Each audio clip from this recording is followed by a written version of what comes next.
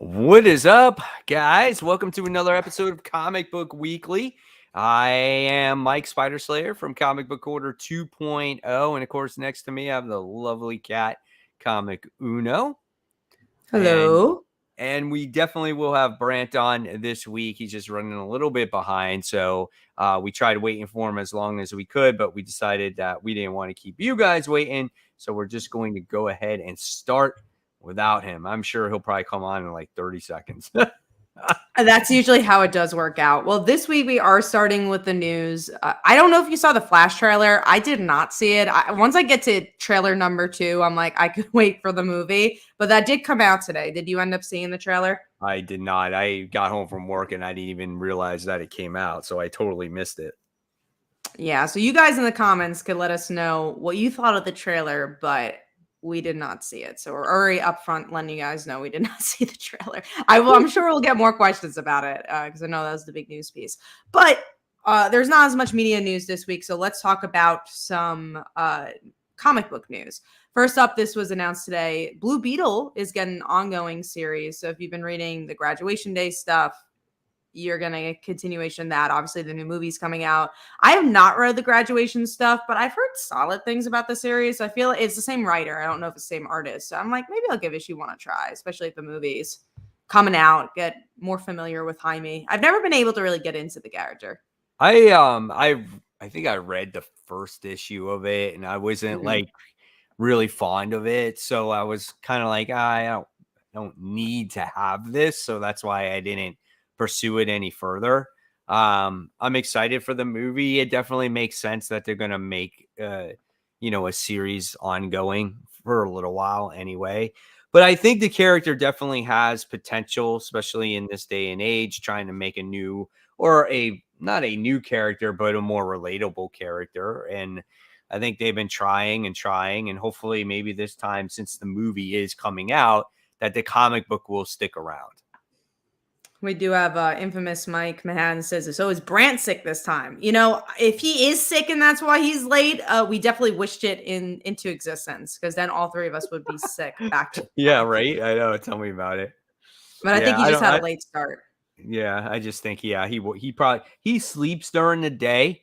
So like he sleeps and then he might wake up late and he's got to take shower and everything else. And he works like basically overnight. So that's basically his routine. So usually that's why if he's late, that's why he's late. Exactly. So hopefully we will have Brant on and he could talk about the stuff. He's the one who came up with the topic this week too. So that's why I'm like, I hope we don't talk about the topic once he's not here because he did come up with it. But let's get into the next news piece here, which is the Green Arrow series that comes out tomorrow has been extended. It was a 6-issue miniseries and now it's 12. And I think it's crazy that you could have such a big writer like Joshua Williamson, one of their A-list writers. And Green Arrow's a big enough, hero. And that still, they had to get enough pre-sales. They had to get enough FOC sales that's when it said, okay, we'll give you 12 issues, I guess. It's so crazy to see how conservative DC has been lately with their series. So many of them are miniseries and not really ongoing. I mean, does it like, I guess sometimes you really do see that they don't listen to the fans or hear fans out there that there's characters missing, right? And that people want to see these characters that have been missing for all this time. So it's just like, they're like, well, I guess it makes sense. I mean, we'll see what the pre-orders are like. And then if we extend it, but like, think about it. We haven't had a Green Arrow run since Jeff Lemire and Andrea Sorrentino wrote the book. That's a long not a solo series. I think exactly, they had at least the Aquaman thing. Yeah, but not an ongoing or just a maxi series or whatever it is featuring him, right? And in his supporting cast. Like Aquaman's not a supporting cast, No, and this looks great. Joshua Williamson seems like a fan of the character. Everything he did with Connor and Robin. I have so much hope for the series. I've been very excited for this series overall, and I love Green Arrow.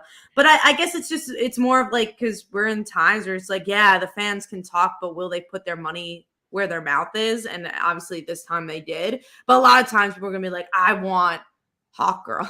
I don't know if people are saying that, but I want Hawkgirl. Let's say they get a Hawkgirl series, like, all right, we listen to you. You want a Hawkgirl series, and Right. then it doesn't end up doing as well because they either pirated the book or they didn't read it. And so there's a part of me that understands, like, all right, yeah, let's see you if you actually want Green Arrow. And it's honestly an interesting publicity stunt in some ways, because it's like you're like, all right, 6 issues. If you do not buy this book, you're not getting more. And like, oh well, we have to buy this book if we want more.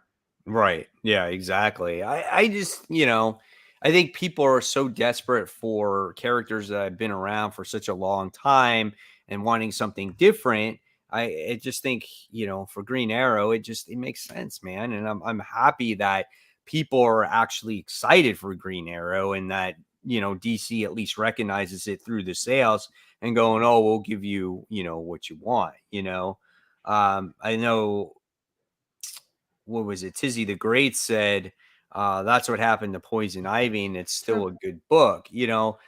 From what I heard, the story is pretty good from some people. I'm sure it doesn't hurt the book's sales. Like, are books, what's the word I'm looking for when it comes to, sales that are padded because of variant covers, right? Because if you have a Poison Ivy book, the sales are kind of misleading because you have these gorgeous variant covers of Poison Ivy. So some people might buy 2, 3, 4 covers, and then they look at, oh, look at the copies sold on Poison Ivy, and then they wind up making more of the story, right? But does it in the long run matter? Because then at that Right. point, they're still As long selling as the you're selling them. series. Yeah, as Yeah. long So as at you're that point, selling them. like, I always say this about my comics, and obviously don't do this, but I always say, like, oh, if I sell a book, I don't really care what you do with it after. It's like, if you never read it or whatever, it's like, I sold the book. That's fine. You own it now. So it's like, Right. if they decide that they wanted to buy that book just for the variant cover, just to make it look pretty, then don't have to read it, which is Oh, fine. They're yeah. just getting the sale for DC. Yeah, no, I think it's interesting. And going back to the Poison Ivy thing, and it's interesting that started as a miniseries because that was G. Willow Wilson, who's also a huge creator. And they're like, no, we need the 6 issues to see if this is gonna work out. Yep. Yeah. We do have a question from Tevia. Why not Dan Slopping on Sideways? Speaking of characters that don't sell, I don't think Sideways sold as a character. I think if we are going to see him again, it's not going to be a solo series. The reason why that series lasted as long as it did is because Dan Didio was the head of DC Comics and he wrote the series. So why would he cancel it? I mean, I actually liked that book. I thought it was a Great really book, well put but I don't think book. it sold well. Yeah, exactly. And Sideways has made a few other appearances here and there, just some cameos. But man, I love that book. I would like to see, I would like to see Sideways come back. I thought it was a great character. I thought it had potential, and it's just like it's just gone now. It's one of those characters where you hear, like, I don't know, some people talk about like Bunker from Teen Titans, or you're like, how about that, for queer representation or whatever it is. It's like, but like Bunker, that was just a character that existed for a second. I don't know if he's ever gonna come back. Yeah. Do It's you just remember? sometimes. Mhm. Do you remember Vibe? Yeah, well, at least Vibe was at least from the 80s, and at least he had the Flash TV show he was in. So I'll at least count Vibe as like he is a character that somewhat has come in and out. That series though was actually pretty good. Like I Yeah, enjoyed Sterling that. Gates did a good job. All right, let's get into the next thing. You wanted to talk about Scarlet Witch having a new enemy. Yeah, Arch so I read nemesis. I read it, and yeah, I felt like, obviously for me, are you still reading Scarlet Witch or no? Oh no, I dropped it after the Okay. Vision. So for me, I felt like Scarlet Witch needed something that's going to get people excited, right? And when you have a new series, you need that. And introducing a new villain, I think, is very important. I just don't think it should have taken 7 issues to introduce this new villain, right? Because now people probably have given the book multiple issues and said, you know what, I think I'm checked out. And now they're introducing the villain. The new villain should have been introduced issue 2. That is, in my opinion. The new villain kind of looks cool. It's got some nice covers. It's got the sketch variant where you get to see, how she was created and stuff like that. But yeah, it's just, I don't know. You kind of beat around the bush when it comes to just new villains in a new series, just like introduce it already. Just second issue, man. Get people excited, right? It's kind of like what they did with Miles Morales Spider-Man. They introduced the character Rabble, right from the start. So at least you're vested into this new villain. They did. I see. Even before I dropped it, I saw that. We have two questions here. Tevye asks, "Who's better, Sideways or City Boy?" The reason I'm mentioning this because I've never heard of a City Boy. What is that character? City Boy? Yeah, Citti boy. Never heard of that character. I don't know. Yeah, I don't know.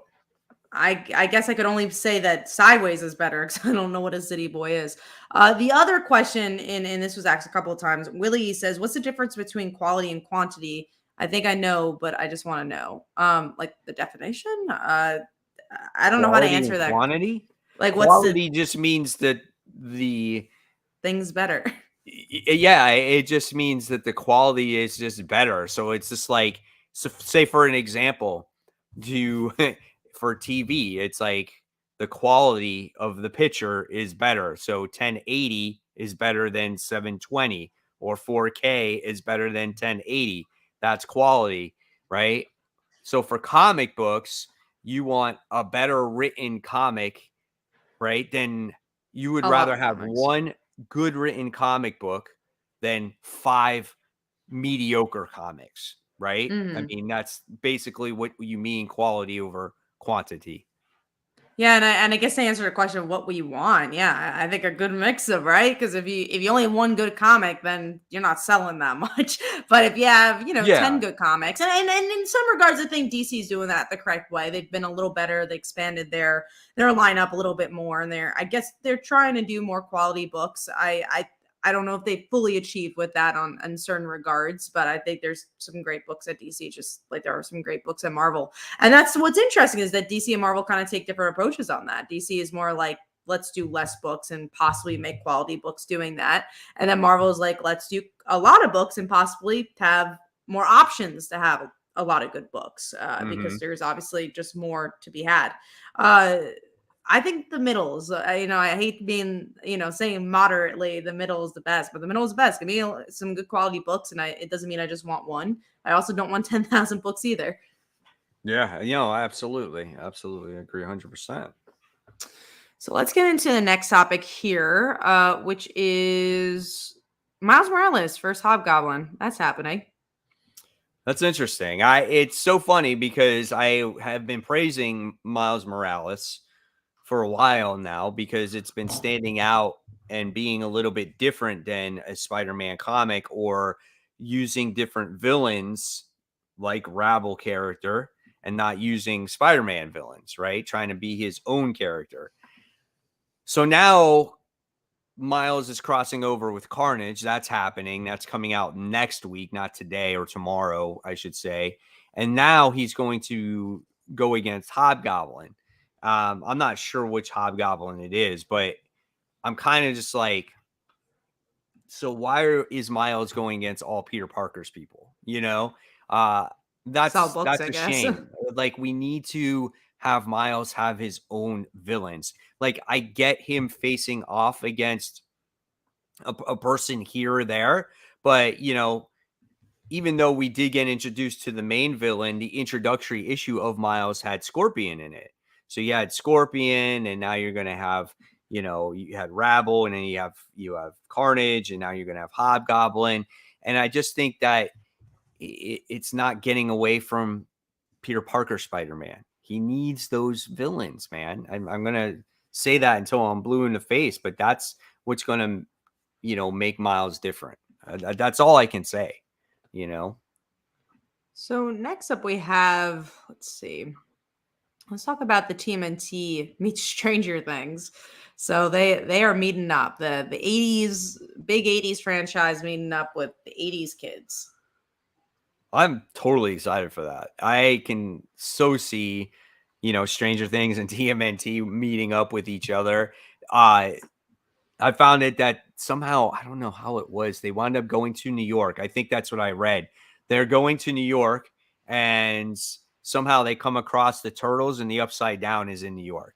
So why the Upside Down is in New York, I don't know, but I think it will be cool with them teaming up with each other. And it's cool because it's like, Stranger Things takes place in the 80s or whatnot. And then you got the Turtles. So I think it's cool, man. I think a lot of people might read this. I think Chevy asked another question. Do you believe Spider-Man needs a reboot? Well, we know Marvel's not going to reboot anything. They never have. So I guess you could ask, does it need a relaunch? Maybe. I don't know what the answer is for Spider-Man because you know how many relaunches they've had in the past like 5 years? A You're talking lot. about Spider-Man or Yeah, the Spider-Man Amazing or Spider-Man. Yeah, Amazing wow. Spider-Man. If they need a reboot. And again, But Marvel reboot in their what history has never though? done one. Yeah, What do you exactly. reboot? It's started over how many times? Like ever since 800 or whatever it is, or 700, I don't even know. Like it's already had a bunch of new number ones. You there's nothing that you can't do that already hasn't been done with Spider-Man. And I think that's what, the character suffers from. That's why people are so like uptight about the character. It's just like we get so upset about it, but it's like these writers have nothing to write that's going to be different. So people complain when it is different, and then people complain when it's too similar and they want something Right. new. So it's like we can't seem to please anybody. And And even I see that a lot. And sometimes you got to just go into it with an open mind and just read it. You know what I'm saying? Like when you were a kid reading comic books, you weren't analyzing the way you do it today, right? So if you go into that with an open mind like you were when you were a kid, you enjoy these comic books more. And I'm saying this, and I'm a YouTuber who reviews comic books, but that's why I can see the positives in books and have fun with them. Because if you look into it too seriously, you're gonna lose why you fell in love with comics. They're fictional stories. Who gives a shit? We think about it way too much. We overanalyze it, right? Just go I into it with an open mind. I think there's a balancing act. I think there's, Sure, absolutely. popcorn fun. There's like a John Wick movie, right? Like go see John Wick and you're like, all right, I know I'm getting nothing out of this, right? There's no substance. I wouldn't want to read a Spider-Man comic. And a great example of the nonstop Spider-Man comics where it's like, okay, he hits something and that's literally the story. It's just hitting. And I'm like, I don't want to read a comic like that. But I do agree that when you take things so seriously in the regard of like, oh, well, you do this and it ruins that and it ruins the mythology that happened in the 80s, like, no.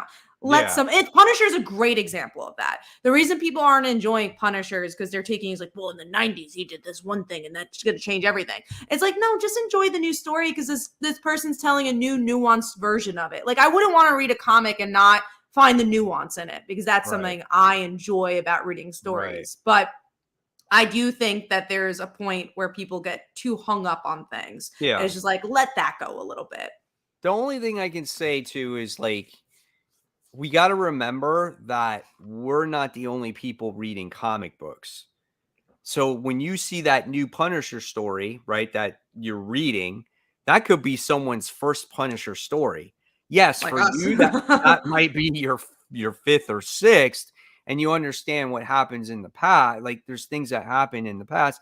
I get it, but the way that comics are written today, they're a lot different. And it's just whenever you get a new writer, they're gonna write their story with Punisher or Superman or Spider-Man. They're just going to tell their story. It's just like it just seems like continuity and history is not it's just, it's not the main thing anymore. They just want to tell their version. It's just a different beast today. Comics are different than the way they were. And Because we have the you got internet.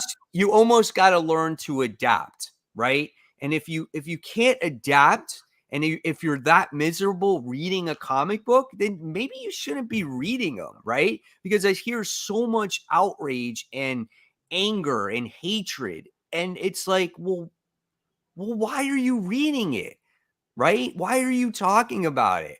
Maybe you love to hate it. Maybe deep down you do like that book and you just want to talk about it and say you hate it, right? Which is so weird to me because again, I feel like when we could talk about the Wednesday the only books that exist is Marvel and DC and these couple of indie books that come out. Or for some people, just the Marvel and DC books. And it's just like, if you could hate on the comics suck, I can't imagine a world where you say that because it's a medium. It's like saying stories suck. It's just like, but there's so many different types of comics out there. Like, if you really hate what Marvel and DC is doing, read something else, then just don't read superhero comics anymore. There's other superhero books out there that aren't Marvel and DC too, if you just like superheroes. It's interesting because Tevye says this is what he wants. Is personally he wants Spider-Man and Peter together and Mary Jane, Mayday alive. But I feel like that's the very thing I'm talking about, is that we get so stuck on ideas of like, the only reason you will enjoy Spider-Man is if Mary Jane and Peter are together. This is coming from someone that loves Mary Jane and Peter. And I don't want to see them, not together. I don't want to see Mary Jane dead. I probably would be upset if she does end up dying. But you also have to look at other aspects of the characters that you enjoy. Now, you might not currently like this run, but it's like the Superior Spider-Man effect. It's like, oh, did you really hate Superior Spider-Man that much? Because Peter's dead and he's never coming back. And then you look back at it and be like, oh, that was actually a really good arc. That was a good story. I do think you can't just be like, that's a 0-star book. You have to, unless you really don't like it there, that's, perfectly fine. I think if we go back and be like, I'm only going to like Spider-Man and Mayday Parker's there, or Mary Jane and Peter are together, then you're never going to enjoy Spider-Man. But it's like, okay, Mary Jane and Peter Parker. So they get together. Now what? What?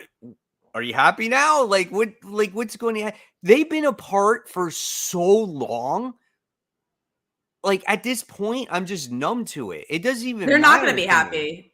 People aren't going to be happy because they did in Nick Spencer's run. They were together. They weren't happy with this run. But I don't even, and we're making this big deal about, Spider-Man and Peter Parker and Mary Jane and, all this stuff that's going on.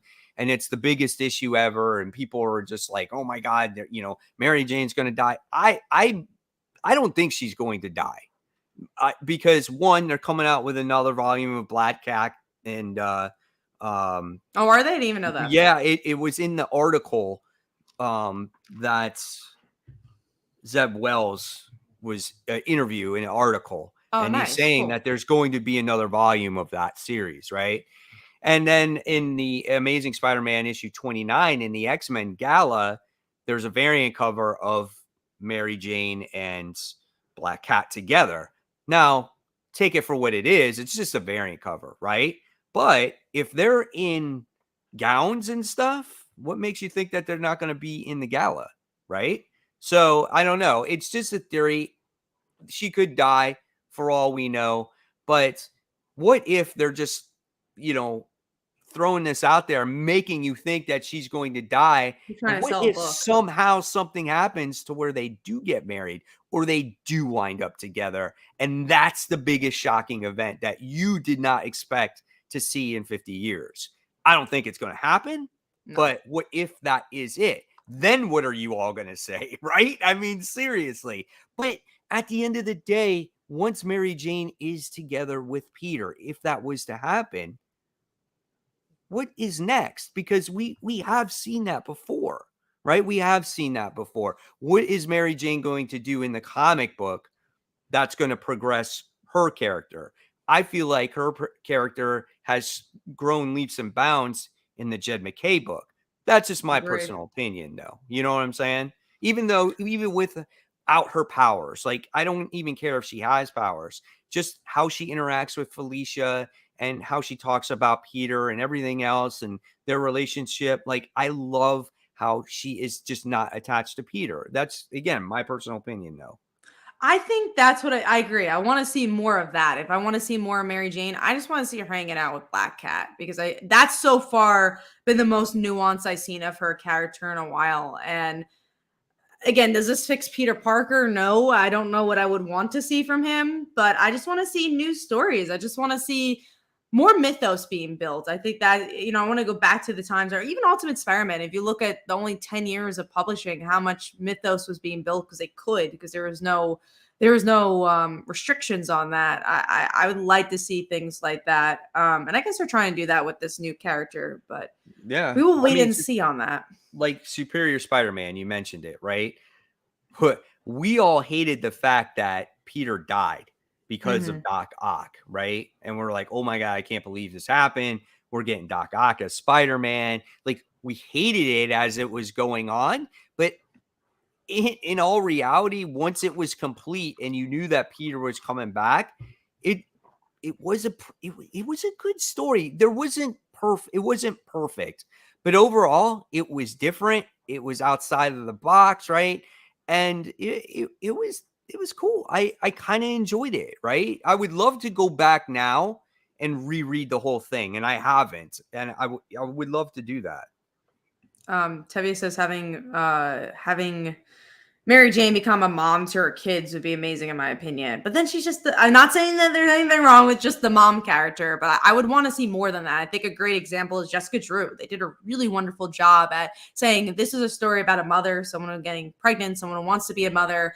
And then also has other stories to be told too. And I think that's important. Like, I think sometimes MJ gets pigeonholed because she's the love interest. But like you said, Mike, she could be more than the love interest. She's a more interesting character than that. Why do we define Mary Jane's happiness with, and that goes to the Paul thing too. Why are we defining Mary Jane with another man? Like, why can't she just be a character of her own? And I think that's why the Black Cat and Mary Jane book was so good. Not because of just their friendship, but Mary Jane had a voice. She was able to be something else unattached to anything else. Yep. Yeah, absolutely. And this is, Kenneth says, when they did not have Superman, Clark Kent, and Lois Lane together in a New 52, that made me so mad. Thank gosh, though DC did correct that, and when DC Rebirth and they were back together, I understand that. I mean, listen, you pretty much don't know Superman any different besides him with Lois Lane. You know what I'm saying? It's been that way forever, and it was different. I definitely will give you that, because you kind of can't see Superman period without Lois. But I don't know. Welcome, Brent. Hey, what's up, guys? See, everybody, we are all three on. We told you he would be here, so this counts as all three of us together. Yep. Yes, we went on a whole spree about Spider-Man, what else is new? We went on a deep dive with that, but we do actually have a super, right? It's so weird. One thing I do want to mention, actually, Mike was talking about. So one of the comments was from Kenneth, then we'll get to the super chat, who said, like, I was really pissed off. He was really pissed off, speaking as him. I was really pissed off when Lois and Clark weren't together, because we're talking about Mary Jane and Peter not being together and what that means for the character. But I think what's interesting about between Lois and Clark compared to a Mary Jane and Peter is, again, Mary Jane is so defined by a relationship with Peter so often. She doesn't have her own adventures. Lois doesn't need Clark in that regard. She's always had stories outside of Clark. So even when they weren't together, she had her own stories. She was still a journalist. So I think that's the big difference between them. Yeah. People are so used to seeing them, Lois and Clark together, that it was just awkward to have them broken up, or see Superman. I think maybe they were more awkward of seeing Superman with somebody else, like Superman with Wonder Woman, right? I mean, remember that cover where they're kissing with each other and they have a relationship? So it was so different and so off the wall. I'm not going to sit there and say, oh, I'm going to punish DC for, again, trying to do something different. This goes to the conversation that we talked about, we give comic book companies hell for doing something different, but isn't that what you want, is something different, right? And then when it's old, you complain because you're like, oh, I want something different. So these guys are sometimes, I feel like, are stuck between a rock and a hard place, right? And plus, there's been so much done with these characters. What are you going to do that's going to be new? Right. No, totally. I completely agree with all of that. That's my 2 cents. Just because we had the super chat, I didn't want to take up time, but yeah. We do have the super chat. So Cosmic Toby says, last week when I wanted to buy 4 copies of Free Comic Book Day Just League Hollow Foil, the store would only allow me 2. You're lucky you were able to get that, because Free Comic Book Day is not anytime soon yet. I left without buying anything and feeling bad. Whose fault is it, please? I didn't even know there was hollow copies. Yeah, I would have bought the 2 copies. Isn't Free Comic Book Day like next week or something? It's first Saturday in May, right? Yeah, it'd be next Saturday. Yeah, it'd be next Saturday. So. Yeah, there's it's not this Saturday, it's next Saturday, so we will see. I'm always excited for Free Comic Book Day. I can't go to the store though again because I'm doing going upstate to do a library con. So actually, the CEO of Archie is going to be there too. So it should be a fun one. But I'm like, luckily my store is nice and they're really good at like putting stuff to the side for me. So I'm going to put it to the side and be able to get it after. I'm sure we'll talk Free Comic Book Day. Yeah, I think we're going to try to go. We didn't get to go. I know we went a couple years ago. I don't think, or maybe it was last year. I don't remember. It was either last year or the year before we got to go, and then we didn't get to go. So yeah. I'm doing tomorrow. I'm going to the shop early. I'm actually doing a video with them for the second year in a row to help promote Free Comic Book Day. Yeah. So I'll be posting on my channel, and then hopefully I'll have enough time where I'll actually do the haul. I'm going to try to do the haul tomorrow in the shop with no customers. In it. So hopefully I can do that too. Yeah. Awesome. That's always cool. Tizzy says, can't you get your books on hold, Kat? My comic book shop does that. Yep, that's what I'm going to most likely end up doing. It just sucks like not being able to go on Free Comic Book Day. Because honestly, I almost was going to do a signing there. And then this opportunity ended up coming up. And I was like, oh, I want to always do something different. So that's what ended up happening. Speaking of Tizzy. Yeah, maybe. It was a long day. Sorry. Gotta get that. Or maybe just the phone alarm clock. Just put it a little louder. Yeah. I do have an alarm on my phone and it did go off. So, but that's not why I'm late. But anyway, let's get back You're to like the show. snooze. All right. Well, let's get into. So the stuff we did talk about, Brant, was Miles Morales versus Hobgoblin, Blue Beetle ongoing series, Green Arrow run being extended, TMNT meeting Stranger Things, and Scarlet Witch's new enemy. So if there's anything from there, and then we'll answer the super chat in a second. But if there's anything from there that you want to chat about, let us know. Okay. Well, two of those, I didn't even see those stories. So I've got no thoughts on those, which is the Scarlet Witch and the Blue Beetle.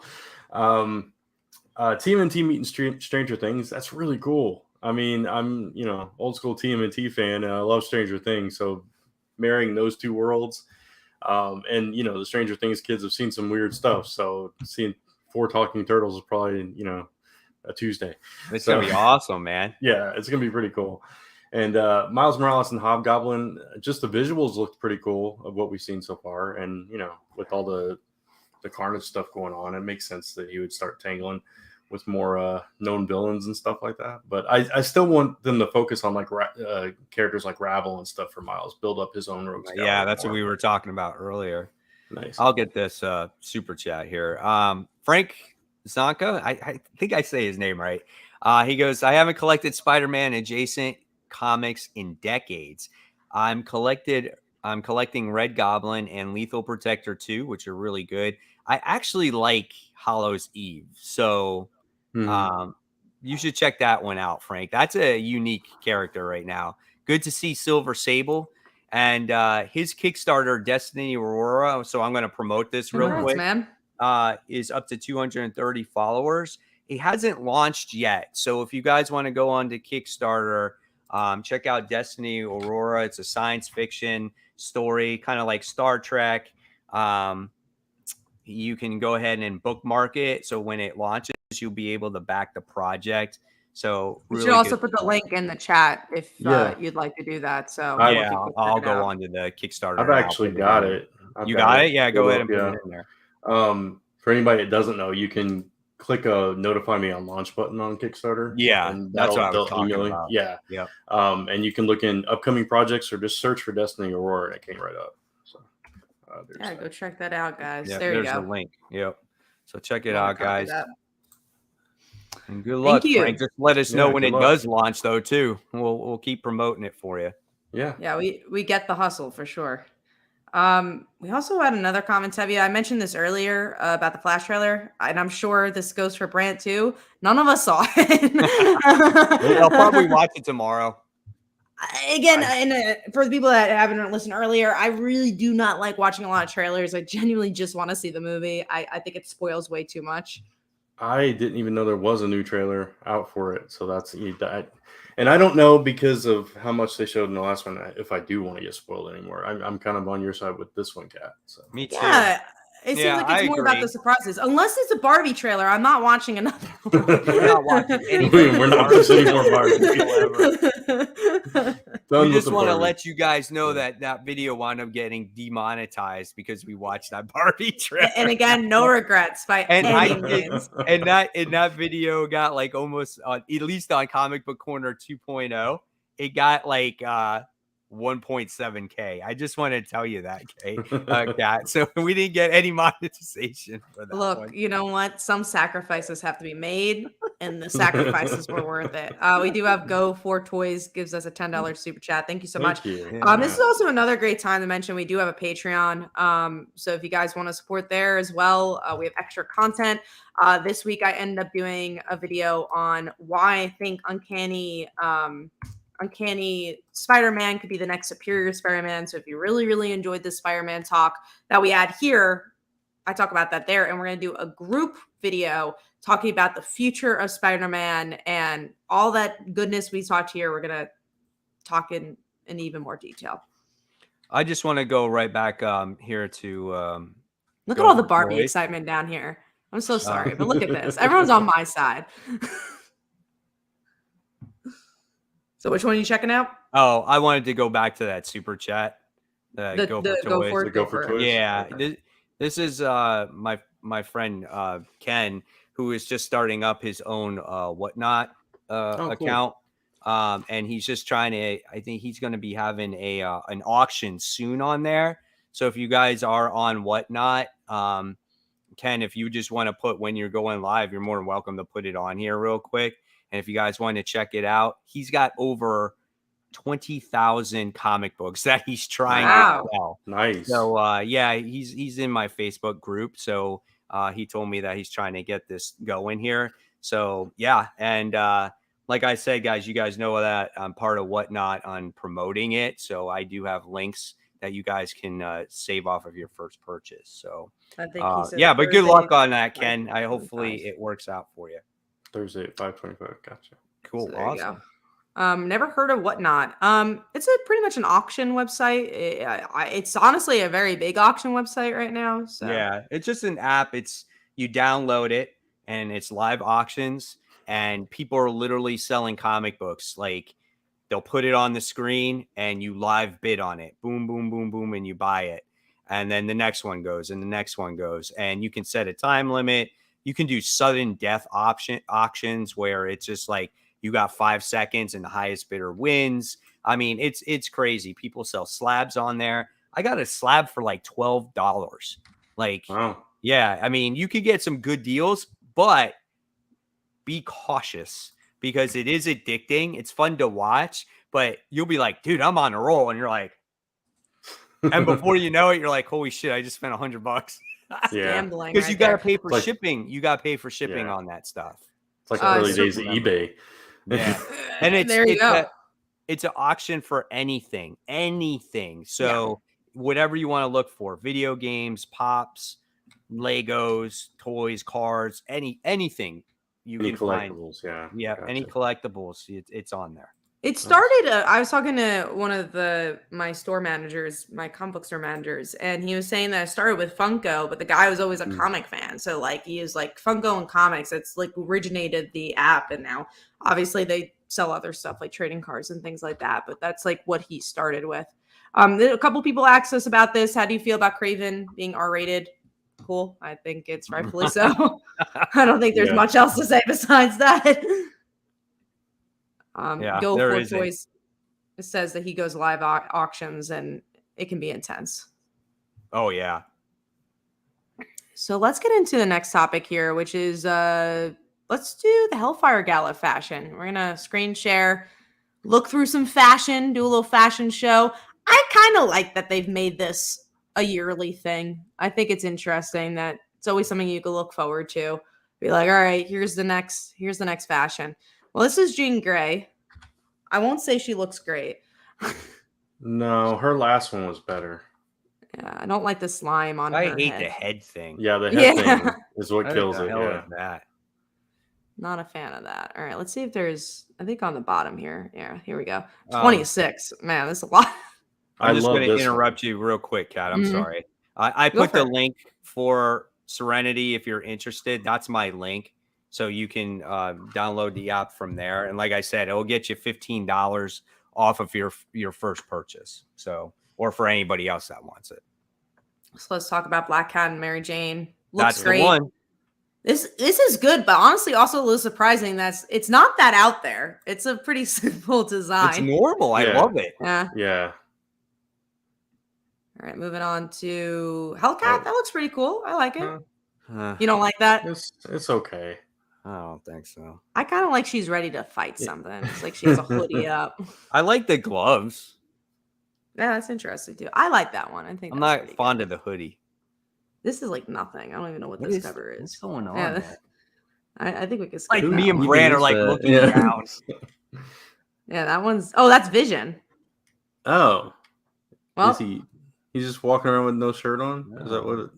I just- guess He's so. showing off the physique now, Brent. But what's he? Is he wearing like a bath towel? I can't tell what that is. I didn't know he had abs. Yeah, I mean, Now, he's been working out. I didn't know AIs could. Like, that's Hey. interesting. he's built himself abs. This is why Black Panther looks great. Yeah, Black Panther's cool. I like that. He looks suave. Then we have. I love this one, the Captain That's a Marvel nice one. one too. Yeah, That's cool. I like that one. Yeah, yeah. for sure. What is this? Is that Kingpin? Daredevil. Is that Kingpin? No, is Yeah. it? I think so. That's an odd choice. That's interesting. I guess it's supposed to be like Julius Caesar. I guess. So next one, I don't know who that is. It's from Deadpool. I don't remember who that Deadpool is. number 9. I don't know. Is it Phantom X? No, Maybe. That was my first thought. I'm because not he sure. is wearing an X belt. Yeah. Yeah, that's possible. Yeah, that's what Serenity says too. This looks nice. Scarlet Witch. Scarlet Witch, yeah. I don't know how that looks on the actual interior pages. The reason that looks good is because of the painting. I really like what they've been doing with the, like with her hair and her cloak and everything, like making it like galaxy or whatnot. I think it looks pretty neat. And on to the next one. Suave, but also like kind of plain. Iceman. Yeah. What's his car, man? Come on. He has to drive an Is he ice. driving an Why ice does he car? drive an ice car? Is it How a does- sled? It's probably a sled. I was about to say, how does it then you can't like I don't know, whatever. I'm trying to make sense of it. That's probably not going to drive anywhere. It's just for the Yeah. fashion. Nova. That's Okay, cool. okay. That works. Okay. He's like a I can deal with captain, that. man. He's like, I must also a man who must show the abs. Yeah, he's like working out too a lot. Yeah. All right, next That up. makes sense for him though. Is that Ghost Rider? This is so. That's This just looks Ghost like his Rider. regular outfit. Yeah. He's like, I'm actually showing up to this gala in something I always wear. I like how his bike is parked off to the side. I like that's kind of cool. He's Right like next the to guys. Iceman's. He's like the guys that show up in jeans to a award show. He's like, Yeah. for sure. yeah. I'm too cool to dress up. That's smart. Yeah, you're right, Brant. They're probably like, let's just keep Ghost Rider the same. Yeah. Yeah. How's the sunglasses not on fire? And they're just fire wearing them. resistant sunglasses. Mm. What? Don't you Didn't think know? about that. He's think about that. borrowing from the X-Men.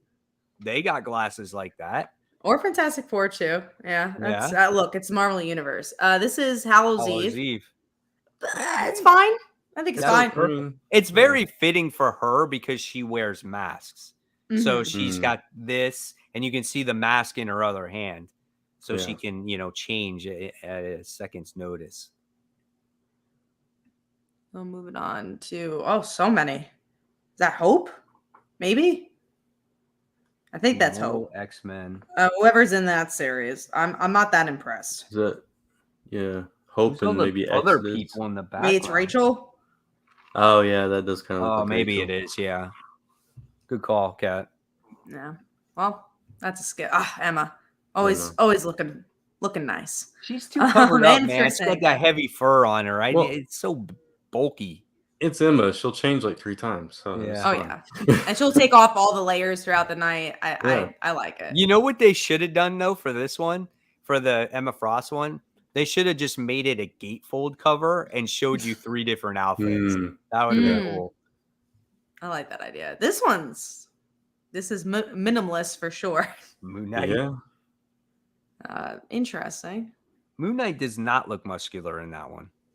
No, No, not at he all. doesn't have the abs there. But he's got a lot of white. A ton of white. Looks like he's about 15. That too. I'm curious about that one. Miles, I like Miles. I think he looks nice. He looks Yeah. suave. Miles looks cool. How is he sticking to stuff with those shoes? It's a I good don't get it. question. I feel like the sticking rules for Spider-Man always changes. Depends on the spider person. I like the mask. Yeah, Yeah. the mask is really cool. I like his look. I think he's cool. Yeah, he looks cool. This is I don't know who that is. Oh, is that Madeline Pryor? Oh. Or no, that's- Firestar? That's Oh, it could be Firestar. Well, maybe. I think it might be more Firestar than Madeline Pryor, I think. Yeah. it's always a problem if you can't tell which character Yeah. it is. I wish it did tell you though. And we already Mhm. talked about Jean. Thor, Oh, I'm not loving That's that. an interesting look. why does he have the stick? He's struggling with life, so he needs the cane. That book is struggling. That Exactly. Oh, not a fan of that one. Same look as always. he's got a like cape, and then he's got a ring around his helmet now too. I don't like the ring around the helmet. Not It's feeling a that. handle. It's a handle, so now you can just take it off. Like he needs to stand out more. Yeah, exactly. So far, I gotta say, and we'll have to see the next 6. I'm not as impressed with this round as previous years for their clothes. Not as. I feel ambitious. like there's more though. There's a lot more. There there's- was more the second year, and now there's even more this year. There's more people that aren't X-Men. Like honestly, this looks pretty cool. I like this. Is that This is Dylan? this is Dylan. Okay. I think that's cool. I like that, seeing the different versions that aren't just X-Men stuff. I've seen better. I think this is X-23. Rogue? No, Oh I no, think it's that's X-23. that's Wolf. Yeah, that's extra. But like the older Yeah. version. the of old her. version. Yeah, The vault version. yeah. All right. Next is Bishop, I want to say. Boring. Also underwhelming. Right. Yeah. Like, where's Wolverine? Oh, Kitty. There's Kitty. Kitty There's looks. my girl. She looks nice. I feel like the art looks better than the outfit though. Yeah, because Yeah, you're probably right. I like it's a, the reflection in the water and the moon, and then she's got the umbrella there. I think that's neat. that cover is really nice. I Yeah. don't love Mhm. like going back to the like the shoulder thing is reminiscent of that coat that she wore or that she was wearing. I don't like that, but It definitely looks piratey. as yeah, well. exactly. Serenity reminded us that Talon is her new name. The old, yeah, The old Laura. Yeah. yeah, Oh, right. Yeah. I forget his name. Stink. What is it? Is that Sink or is it? I thought it was Sink. Maybe it's Prodigy. No, it's Sync, I think. I thought it was Sink. Yeah. Also, is this an outfit or just a power? I think it's both. It looks like he's just wearing a suit and doing some powers. Yeah, he's wearing a suit. It's got no shirt, and then it's got like his X power coming out. I hate him as a character. Like, I haven't read him enough. he's just too overpowered for me. I feel like that it's like he can get whatever mutant ability he can possibly get. And I just think that's kind of a cop out. And it's like they've upgraded that to where he doesn't even have to like be in proximity to him. If he knows how their powers work, he can like go exactly. inside and be like, okay, I know how that works. I'll do that one. So if the X-Men are in danger, no matter what happens, it's like, hey, I can bail you out. Yeah. So our last one is don't know who that is. Who is that? No clue. X-Men Before the Fall. Sinister Oh, Four. yeah, I don't know. I saw Sinister. I'm like, oh, it's Sinister. I'm like, that's not Sinister. That's not No. Sinister. Anybody in the Anybody- It comments looks like a know who that is? Nightcrawler. Who? No, I'm just asking if anybody in Oh the yeah. comments knows who it Yeah. is. Well, that's the end. I like That was that. underwhelming. Oh, that's it. That was it. I mean, Oh, I'm gonna. He said that is Paris. I forget his code name. Exodus. I thought it kind of looked like Exodus, but I wasn't Okay. sure. It was hard to tell. And I thought But it's only one issue, right? And you guys are gonna get it, right?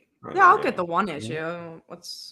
I always get them. It's kind of like, like the Pride anthologies. It's nice that they're do stuff that's yearly and you look forward to something. So, and I like that now they're not, usually they don't have this big ultimate, like this, you read this and everything changes with the X-Men, like the original one. It's like, no, you just want to see everyone wear interesting fashion. That's Right. what you're reading it for. Right. All right. Next up is that Batman issue 900 is happening. They are doing a special issue for that, and they're teasing it. The teaser says Dark Knight's versus Do you know Red what Mask. happens in it? No. Did you see the spoiler page? Mm-mm. Do you want me to tell you? Yeah, I don't care. Okay. I don't care. It's stupid. You ready for this? Oh, I'm ready. Batman gets his hand chopped off. Oh, are you kidding me? His right hand. But you know what makes it worse? It looks like in the very next issue he gets it back, because on the cover, he's like, literally on the cover, he's like this. So it's either like a prosthetic hand or something like that. Brand's like rubbing his eyes. It's like a prosthetic hand or something like that. So listen, I don't have a problem with him like getting his hand cut off, right? And him dealing with that challenge for a while. And he's Batman, and he would get his hand back. But if it does happen, right, and he does get it back the very next issue, what's the point though, right? Like, why would you do that? What's the point of telling that story if you don't see him dealing with that challenge? Yeah. Right. And I don't like when books do spoil that. So I'm sorry that I did spoil it for you, for the people. But it was in already the chat, spoiled. right? But what I'm saying is that that's the problem with comics these days before they're even released, is that those are little tidbits that that maybe you would want to read in that comic book before it came out, right? So it makes the story different or interesting. But, it was spoiled on their internet. So, but I don't know why that's such a big deal that he's getting his hand chopped off and then it's going to come back the next issue. The reason I wanted to talk about this is that I feel like Batman's lost a little steam. Right as it was already picking up, I was like, I like Chip Zdarsky a lot, but because he's been in this like Elseworld situation, I'm like, oh man, I'm not as interested in this. Yeah, and I hate that the 900th issue is the end of that arc, and he's still over there. I would rather it be like when he comes back and something big happens. But the whole hand thing, I just I don't love that. Definitely not. We have 2 super chats from Cosmic Toby. Thank you very much.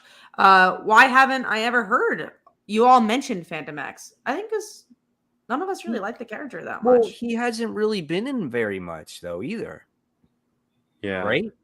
No. Yeah, not for a while. Like I'm sure we have talked about him at some point in the past, but not like in depth or anything, because we don't love the character. I mean, he's just there, right? We also got another super chat. Cosmic Toby, I dreamt I had a hand cut off only at all 5 fingers last week. Well, I hope you woke up from that, because that doesn't sound like a fun dream. I hope you right away woke up and didn't have to deal with that dream too much. I hate weird drereams like that though. Seriously. Mm-hmm. No, they're definitely not fun. But going back to the Batman thing, it's bad that I enjoy the backup story more than I've been enjoying the main story. Like I like the Tim stuff a lot more. I love this comment. He got his hand chopped off, but he just grew a new one because he's Batman. Figures, honestly. That's what's going to end up happening. Yeah. No, I agree with you, Kat, when it comes to the backup story. It's good. I mean, it's actually connected to the real story. So it gives the story some kind of like meaning, right? I mean, it's not just some throwaway story. I can see going back to Batman for a second. I could see him being like, "I do have superpowers." Oh God, yeah. The superpower to never die. Yeah. So next up, we do have the new Captain Marvel series that's coming out. Let me see what it's called. I don't know if it's a mini series or not, and I don't even know who writes it. It's Ann Nocenti, who is like, she's been an editor at Marvel since like way back. Oh, that's interesting. Yeah. That an editor is writing it, and it's called Captain Marvel: Dark Tempest. Probably I'll pick it up. Good. It probably will be pretty good. Yeah, I think if I'm not mistaken, when Chris Claremont was on the X-Men, and she was writing some companion titles. I don't remember which ones. Oh, that long. She was writing X title. Yeah.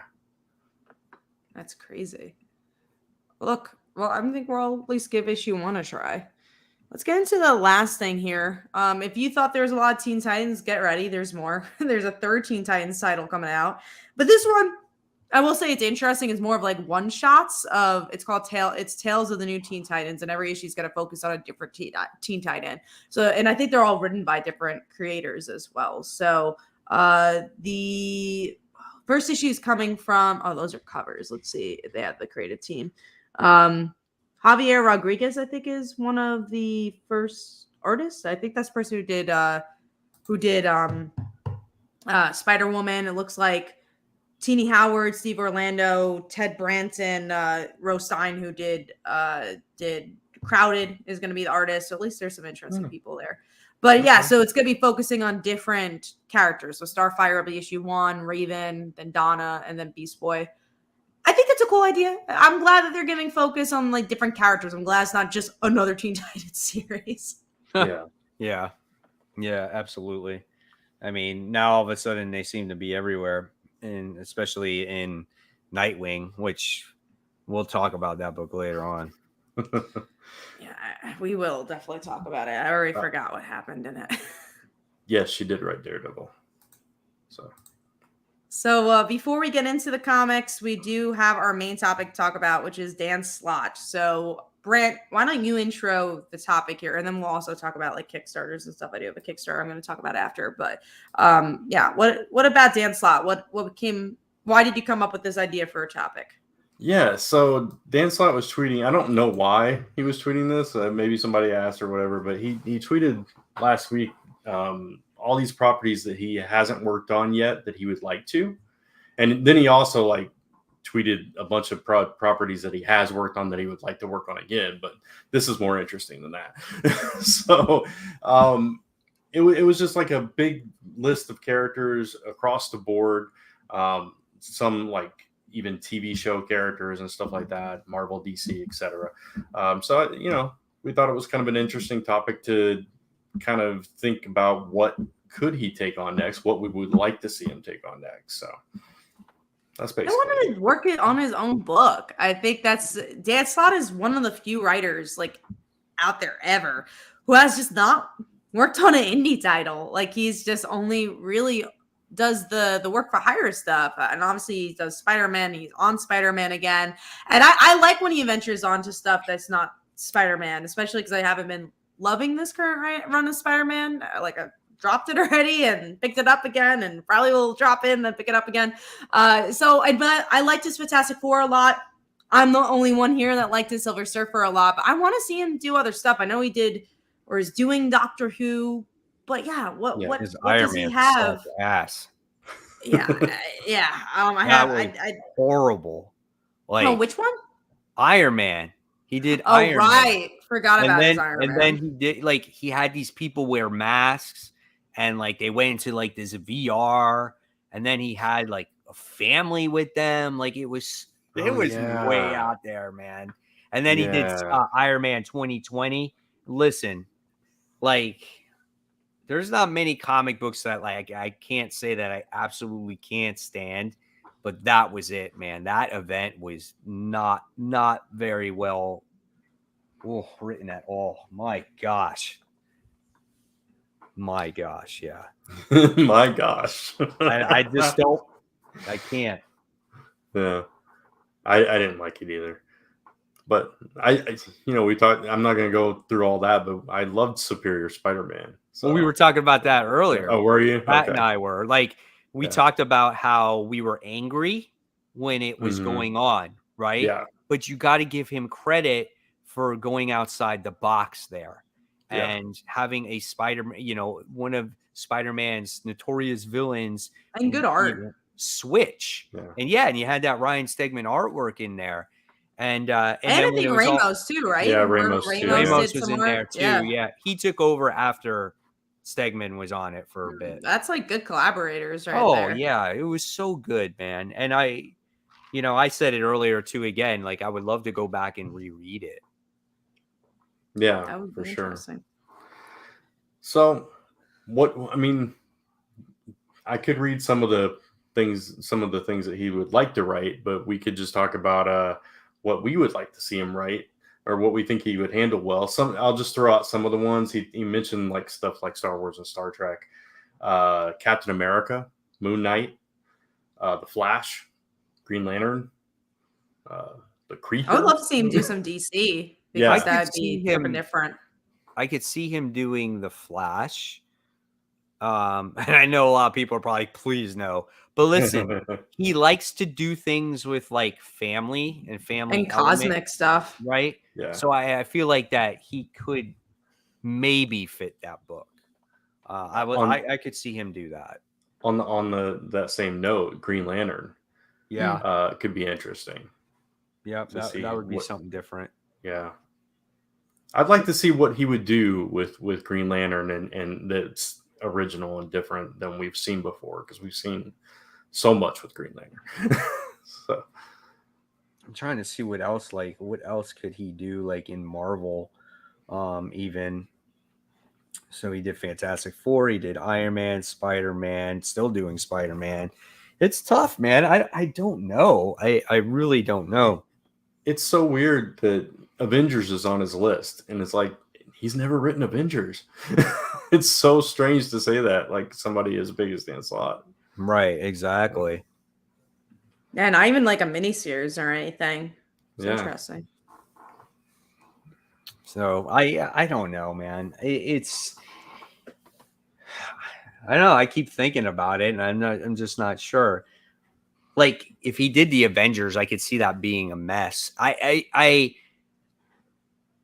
It's like if he created the Edge of Spider-Verse and he created all those different types of spiders, from a singular character, what could he do with like a team up book like the Avengers? Maybe we could do the Defenders, maybe bring back the Defenders again, right? I want to see him not on a team book. I want to see him on it's just too crowded. I hate when there's such going on. There's 12,000 voices. Like I want to just see one character. And I think that the Fantastic Four, that's why it worked so well, is that it was just 4. And then he didn't really go outside of that until that event. And that's when it started getting a little messy. How about a Kyle Rayner book, Brent? That would be interesting. I'd like to see that. I'd like to see anybody write a Kyle Rayner book, to be honest. Or maybe he could just do his own stuff. Maybe do some independent stuff. Yeah, no, I was saying that before. That's what I really, really want him to do. I would love to see that. We do have a question from the bronze page. What do you think will be the best superhero movie of the year? They think it'll be Guardians. Best, I think Spider-Verse for me. I have no doubt. Like that's the movie I'm so freaking excited for. And it's honestly coming soon. It's like the first week of June. I didn't realize how soon it is. And I've already made like a joke, but also very serious. I with my friends, because we see a lot of movies, and I'm like, we're going to see Spider-Verse on the day opening. They're like, yeah, no, that makes sense. I'm like, but then we're going to get another ticket so we can see it again right after. And they're like, I'll go see it again that weekend. I'm not going to see it again that day. Right. Like, we're going to see it twice. It definitely looks really good. I'm so excited for that one. Spider-Verse is my favorite movie. So, and Guardians, I've liked the first Guardians, but I never loved Guardians, and I really didn't like the second one. So I don't think that's going to be my favorite. First Guardians is a perfect movie for me. Yeah. 5 stars. Second one, love that movie. Second one's okay, but it's not special. And I don't know. I think this one could be something special because it's the last time you're going to get to see all these characters together as a team. So I think it's going to have some moments in there. Yeah, I think somebody's gonna die. Yeah. Well, And they're dropping an for F sure. bomb in it. Lisa and I were talking That'll be about interesting. that. That's interesting. I'm also curious to see which like new characters will show up. That's the issue with Phase 4 in general. Is like we're all expecting this new crazy thing to happen. That's gonna be like this is the Young Avengers or this is the Thanos, and then you watch the movie like, oh, nothing that big happened. Okay, cool. I still haven't seen Ant-Man yet. I haven't either. I think it's gonna be really null and void, so it won't matter because of all the you heard the news of the Jonathan Majors stuff that happened, so I don't think he's going to be in MCU movies. So a big part of that movie was building his character. So I don't. It's not a bad movie. It just wasn't. It's just a forgettable movie, like most of the MCU movies recently. Besides, in my opinion, Black Panther. I really like Black Panther, and that really is it so far. I mean, and Shang-Chi. I'll wait for it to come on Disney Plus because I'm sure it's coming on Disney Plus soon. Oh yeah.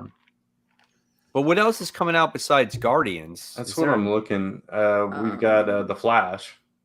Yeah. Right. So that's the other big one, I think. Any other Marvel movies? Ant-Man already came out. Black Panther came out for this year. I'm guessing there's going to be a November movie. Let's see. We got Blue Beetle for DC later. I'm just now into October through December. We got Kraven. Oh, Kraven comes out this year? In October. That's interesting. Yeah. Oh, Marvel's comes out. Okay. Oh, yeah. That's right. I forgot all about that one. I forgot about that, yeah. Yeah. I was like, there's definitely a Marvel movie in November. That's because it's November, yeah. So Kraven comes out in October. Marvel's in November. That's it this year. Yeah. Aquaman in December. Yeah. I'm good. No. I mean, I'll go see it, but I'm good. as far as box office and all that stuff, I would say the best. I was about to say The Flash. Yeah. Yeah, The Flash will be there because Batman's in it. Yeah. Batman. It's like the Spider-Man effect. Like why No Way Home did so well. They're hitting different audiences, and then also the controversies. Like there's just like people are going to be flooding that theater. Yeah. So interested to see that. But Spider-Verse is my top pick. All right, let's get into. I'll talk about my Kickstarter real quick, and then we will get into the comics. I'm gonna share my screen. So we just ended Like Father Like Daughter, and we have another Kickstarter coming up in May 8th. And the reason I usually don't promote pre-launch pages, but this is gonna be a pretty big campaign for us. So it's called Rainbow Canvas, and we have 12 different stories from Webtoon, and they have original stories here. They're queer stories, romance stories, and we have big writers that have 400,000 subscribers on their Webtoons, and then we also have a forward by a very popular Webtoon original, Boyfriends, which has 3 million subscribers. So this is going to be a really big campaign for us, and we're super excited. And one of my biggest missions about Kickstarter and comics is how can you blend modern comics like webcomics and Webtoons with the traditional audience. And this is something this is kind of how you blend that. So I'm very excited for this project. So hopefully guys could go support it. It's all the pre-launch page has only been up for less than 48 hours, and we have 216 followers. Nice. Pretty excited about it. So hopefully guys could support and follow. Like I said, I'm excited. But let's get into the comments. Go on. Oh, I was just going to say, if I could also shout this one out real quick. This is by my buddy Will, and I actually lettered this one. This Crossover Division Volume 1. It's a hardcover collection, collecting the first 4 issues plus a brand new 8-page story. So check that out. He's doing well. I think he launched. He launched this morning. So, and there's like a bunch of preview pages on there. You can check it out. So go look up Crossover Division on Kickstarter, and I will share the link in a second. Yeah. Very good. Definitely go check that one out. Will's great. All right. So we're talking about big books, guys. So, Kat, you said you read 14 books this week. I did. I read 21 books this week. That is a lot. And Brant? I only got through 15. Well, all right. Still read more than me. My last 5 or 6 books were tough. not because they were bad books, just because I was like, a man, lot. it's just too many, you know? Yeah. But this is like the second or third week in a row for me where I had like so many books.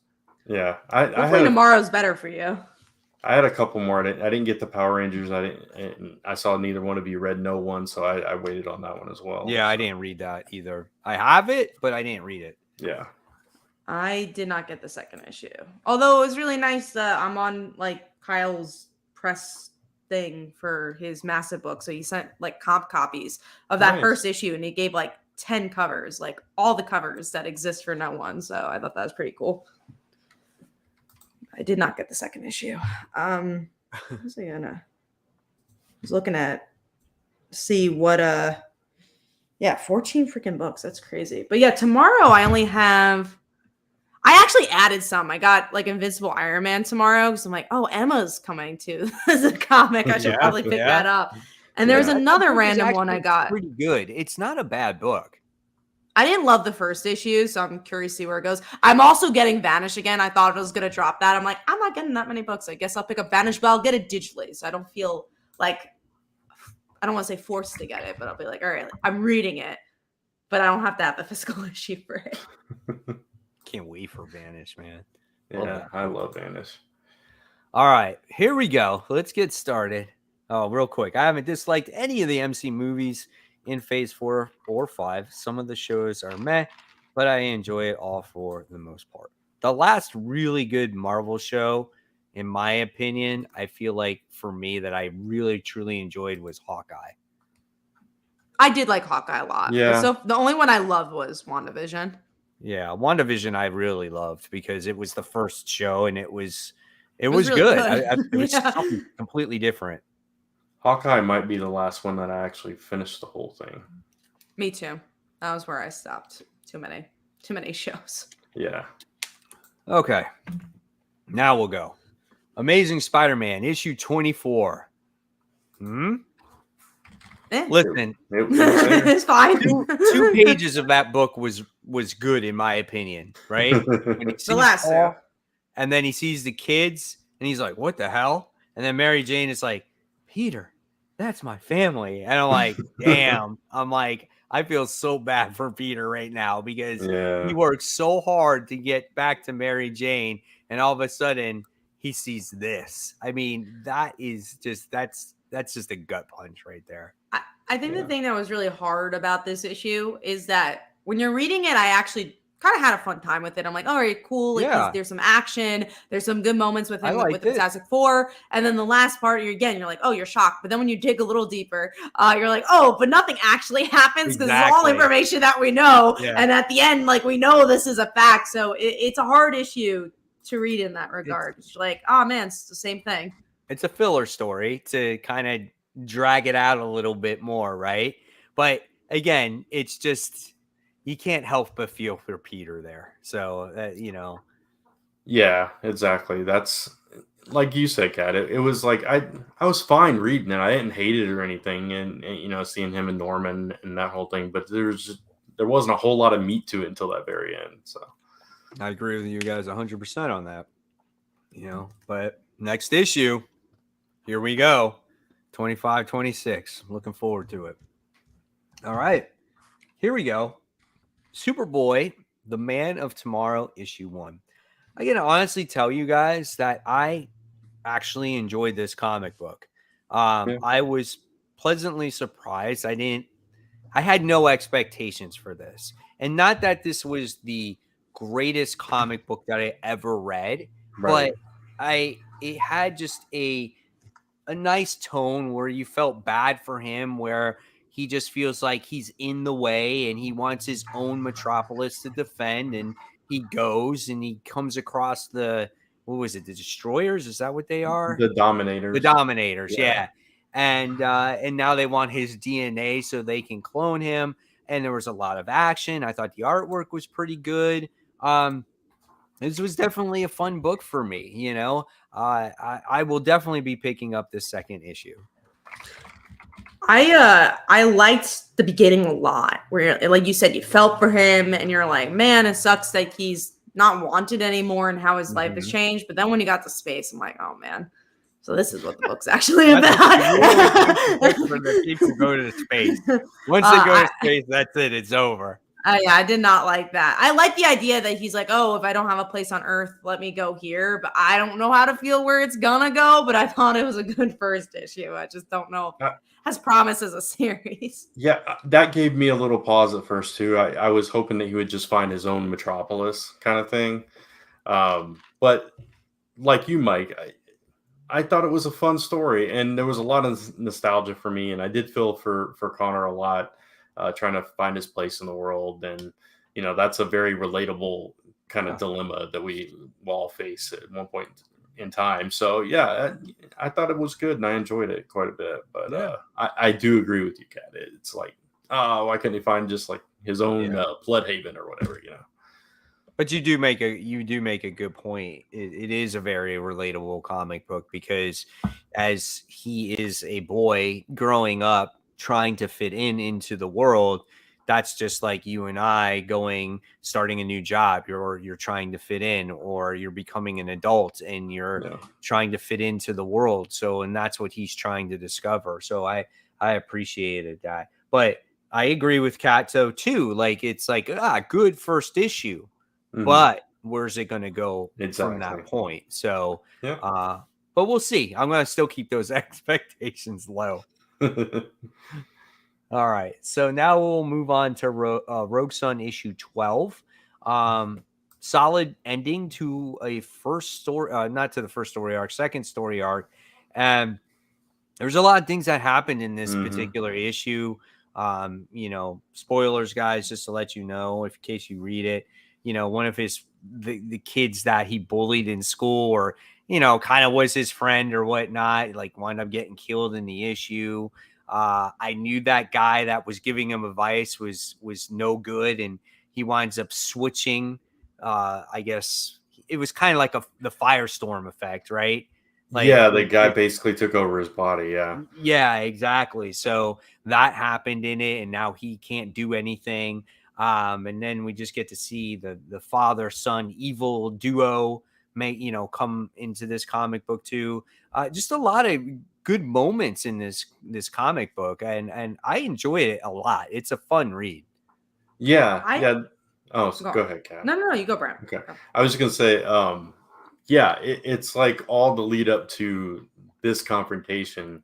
It kind of made it worth it because you got invested in the villain's son character, and with this one there was like a lot of emotion going on, like the kid getting killed, the bad guy dealing with his father getting taken down as well, and all that stuff going on, and Dylan literally losing himself. And so it was a heavy book, and it set the stage for the next chapter really well. So I thought this was the best issue of this arc for me. So I agree that it's the best issue arc because there was more of his interpersonal relationships. I really like when you just ground the story. And I think that's honestly what continues to get in the way of Rogue Sun, is that there's too much mythology. There's like so many characters. I'm like, who are you again? What do you do? And it always, that's the least interesting part. And I liked when the kid, I don't like that the kid died, but I thought that was a good part of the issue, because you're like, oh, there's consequences, and almost is like, how, again, I always see this character as Flash Thompson. So how about that's Peter Parker dying? What do you do when Peter Parker dies? So I think there's a lot of potential for this book. I do think there's some things that get in its way sometimes that makes it hard for it to be a top 5 book, but I'm always enjoying it. I hope the ramifications or deaths stay in the comic, because it makes it more obviously realistic. Like, there are consequences to being a hero, right? And hopefully that sticks. I'm curious, like, how long he's going to be stuck this way, though, too. Yeah, because I don't want it to be like, oh, next issue he gets his buddy back, but I also don't want it to be 12 issues later he gets his buddy back. Yeah, exactly. But yeah, I totally get where you're coming from, Kat, about being overwhelmed with characters.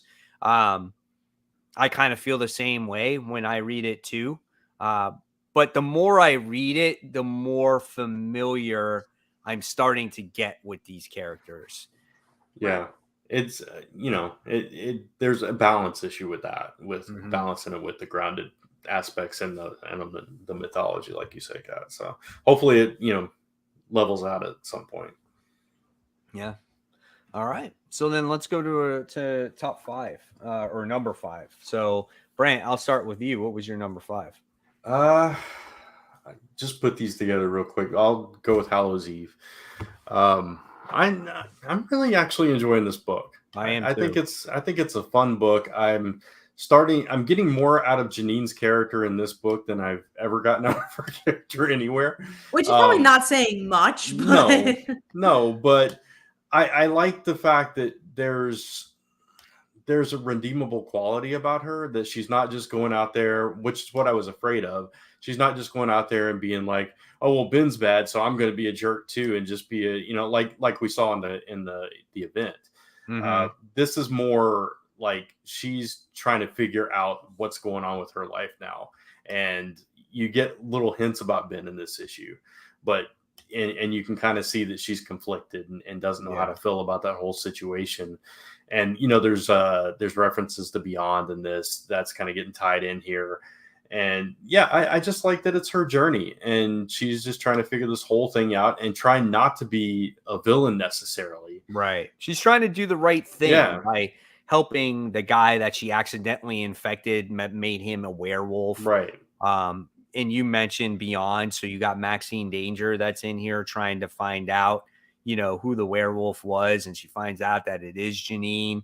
And then you get the scientist that's back in the series again too. So I do like how this book it does tie into all that stuff. So, we were talking about continuity earlier, Kat, how it's very loose in comics today, not as tight as it once was, but in this, they're putting that continuity in there, even from that little bit of Beyond story arc. Yeah, it could be interesting to see. I don't remember where the status left off, but if Misty Knight and Colleen Wing are still doing work for Beyond, it could be interesting to see them come into play at some point. That is true. Yeah. But I like this book too. And I like how she did put on that vampire mask at the end. She said she wasn't going to do it, and then she did do it. So I love the concept of her character, and I love the power set. So I know people don't like Zeb Wells' Spider-Man run, but I like the character creation here. I think this is a unique character. Yeah, there was an interesting scene. You didn't read this, right, Kat? No, I think I dropped it with issue 2. Okay, well, I think this is issue 2. So you dropped it after issue 1, then. Yeah, they're only up to issue 2. Yeah, that's crazy. I believe so. Yeah, this is issue 2. Wow. Okay. I dropped it. Yeah. There was a scene where she's looking for the guy that she infected, and one of her masks lets her masquerade as just like a beat cop. And so she shows up at the lady's house, and she gets really sympathetic and really emotional about the whole ordeal, because this woman's, sick over her husband disappearing, and she's responsible. Yeah. So it was a really touching scene, is what I was getting. She gives her a hug. Mm-hmm. She's just like, oh, I know everything is okay. So that's what it means. What Brant means about her trying to do the right thing. Like, she's not trying to be a villain or a bitch or anything like that. All she wants is she wants Ben back. And it's not like she's trying to be like, oh, I'm going to do anything I can and hurt anybody I can. She just wants him back, so cool stuff though. All right. So Kat, what was your number 5? They said it was delayed. I was like, what? I feel like that issue 1 came out so long ago. My issue 5, my number 5 was Batgirl's issue 17. Yeah. Solid issue. I feel like, and again, it's such a shame that this book got canceled now. It's finally finding its footing. Yeah. I like that they don't really focus on Barbara, and it's just Cassandra and Stephanie. That's always what it should have been. I think the artwork fits for this now. It's the same artist that did Spider-Gwen. Mm-hmm. So I like it. I think it was solid. Now there's this person looking to kill the Batgirls. I'm like, that's enough for me to want to read an issue 2 and read the next issue of the arc. So solid. I don't think this arc is as strong as the last one. The last one was phenomenal, but I'm still enjoying this. Yeah, I'm still enjoying it too. I agree with you. It's not, at least not yet, not as strong as the last arc. So that's why it's not my top 5.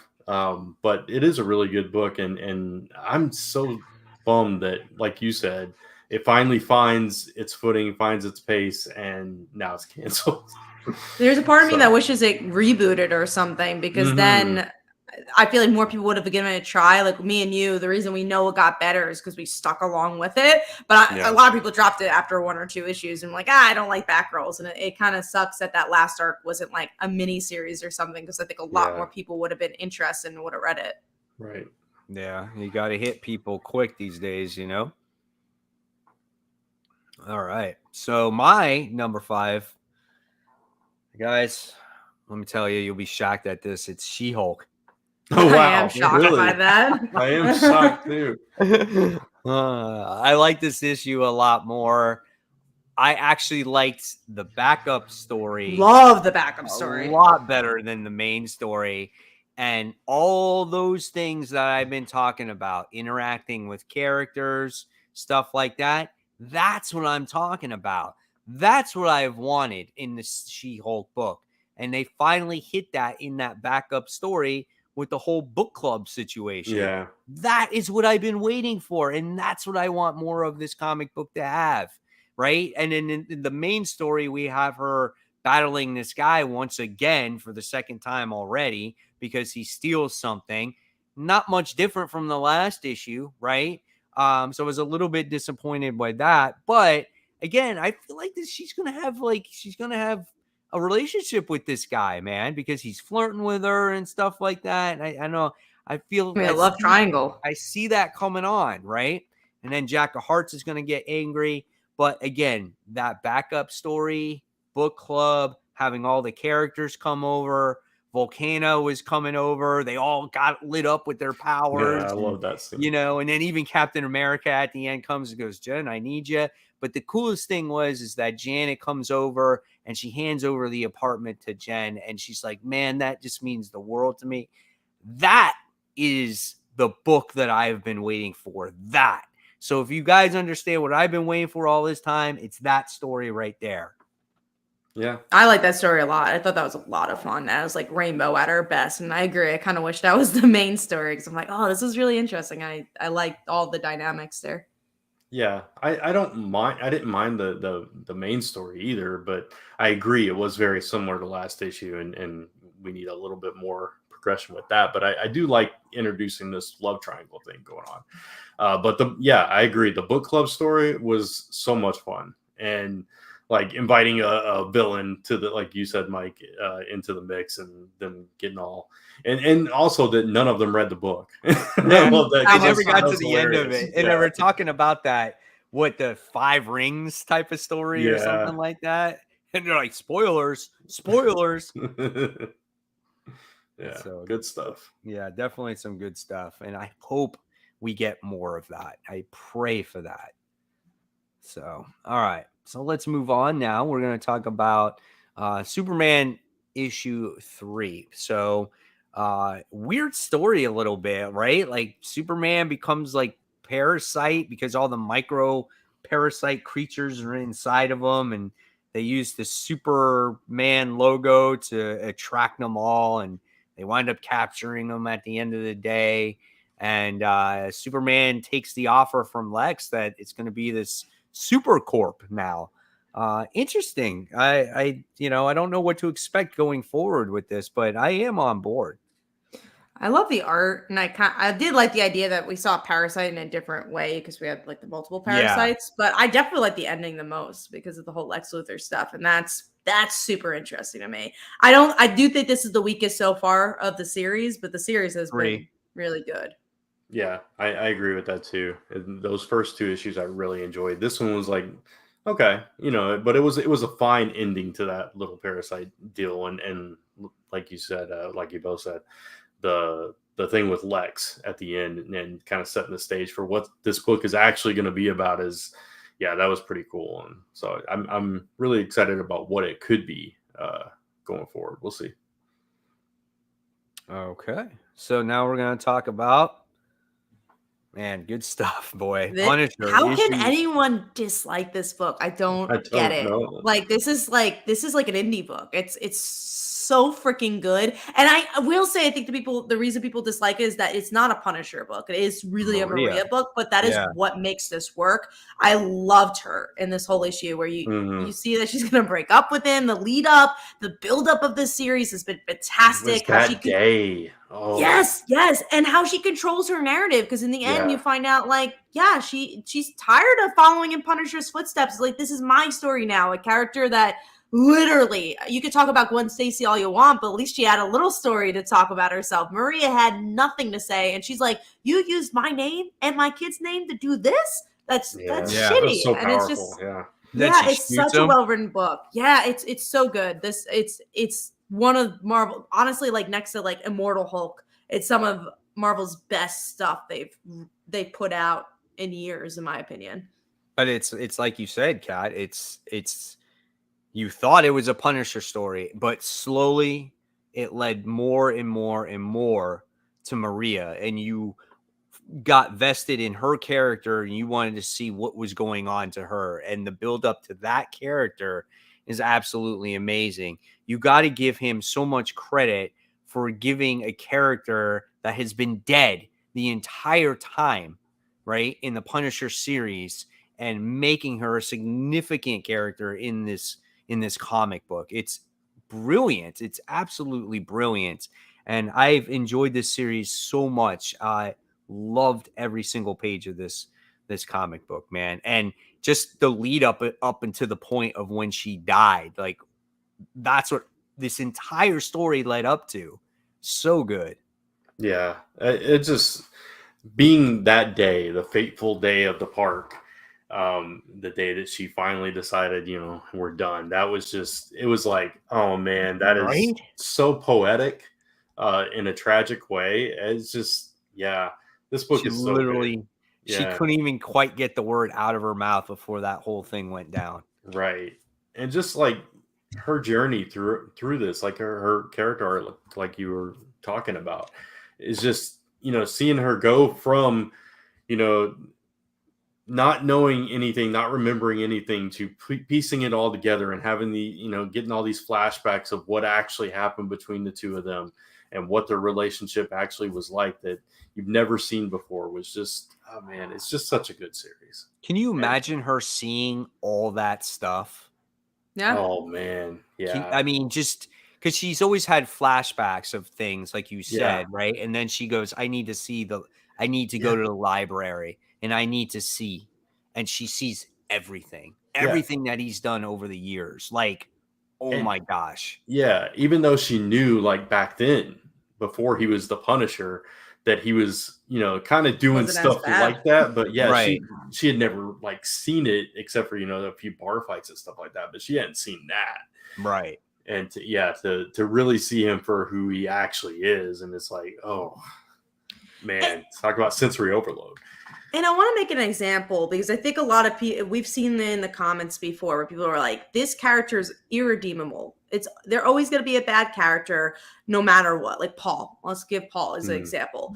Maria is a great example of, again, a blank slate. She was just nobody, and how a good writer can make a character you might hate or a character that has done absolutely nothing such a poetic and probably one of the most developed characters at Marvel right now. So I think it really shows any writer could do anything to a character and make it fresh and new. Yeah. I mean, if anybody wrote this book off from the beginning because of your insight of what the Punisher became, right? Your thought of it with the no guns and the logo and everything else, like put all that aside.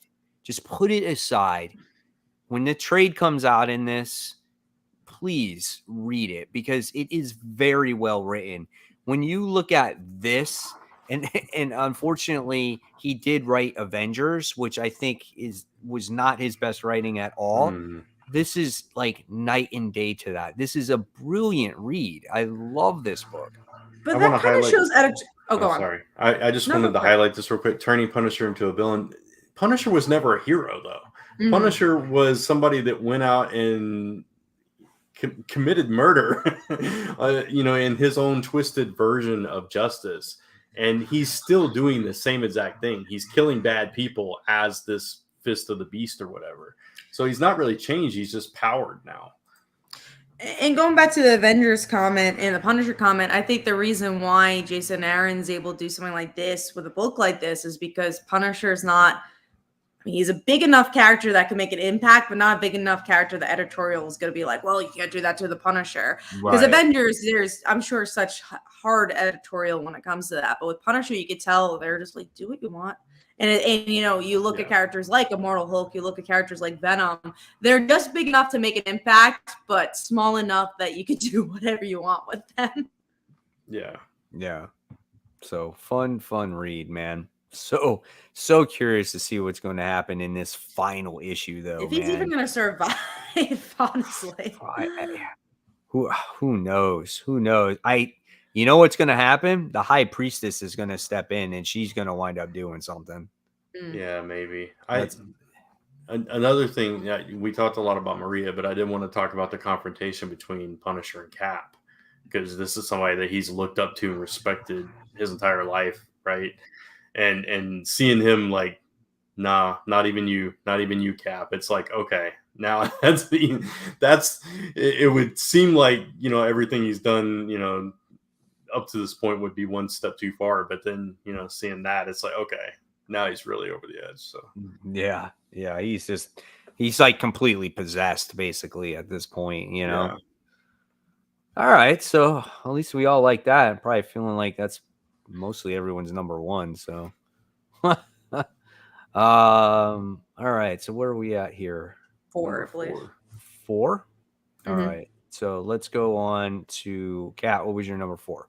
Superman. We already talked about it. All right. What do you got, Brent? Superboy. We already talked about it. Oh, Superboy. Let's see. My number 4 was Rogue Sun. We already talked about it. All right. So we're just going to move right along, and we're going to talk about Batman's Superman World's Finest. This is issue 14. The story of Metamorpho continues. I like this issue, but I didn't like it as much because I feel like I just don't have that history in DC so much. So where it was like, I felt a little bit lost in some way, but I love the character interactions between Batman, Bruce, and then Ollie in this book. Yeah, that was a good scene. Yeah. I like those parts. I don't love Metamorpho. Me either. So this arc, I'm not totally invested in. Me too. So it's funny because last week when me and Brant were on the show, someone I guess just jumped in and he said, "Oh, we all know that World's Finest is everyone's pick of the week," and I was like, "Oh, it actually wasn't on my list." Like because I'm forgetting, like it didn't even come out at that point. And I hadn't read it. I was like, I must have been so forgettable that it wasn't in my top 5, and I realized it came out, this week, and still, this arc is not for me. And I'm just like, it's not. I like the art, but it's not as good as the last arc. Yeah. Who was the creature at the end? Is it something that was made up? It's like a Metamorpho, but it's like a copy. Yeah, I think it's a new character. He had I think kryptonite it's like in his arm or whatever it was. Yeah, I think that was a new thing. So I wasn't sure what that was or who that was created from. So I was a little bit lost on that one there. But that, I think for me, that just goes to a lot of my inexperience with DC. Yeah. But when you start... Yeah, when you start going to Dr. Ivo, he experiments a lot. So you see weird stuff going on with him. Okay, gotcha. All right, so let's talk about Red Goblin issue 3. I like this issue, but I still felt that out of the 3 issues, this was the weaker of the 2 or 3. I'm trying to remember exactly what happened. I read this book last Wednesday, so I don't even quite remember what happened. It was the final battle in the sewers where I think he let Rascal loose. Oh, that's right. Right. And Rascal was like basically taking him over, and then he had to reel him back in at the end. I think it was. And then he realized that the goblin form was him and not Rascal. That it's something inside of him. So right. Yeah. That's the main things I remember about it. I don't remember how it ended. It was one of the first books I read too.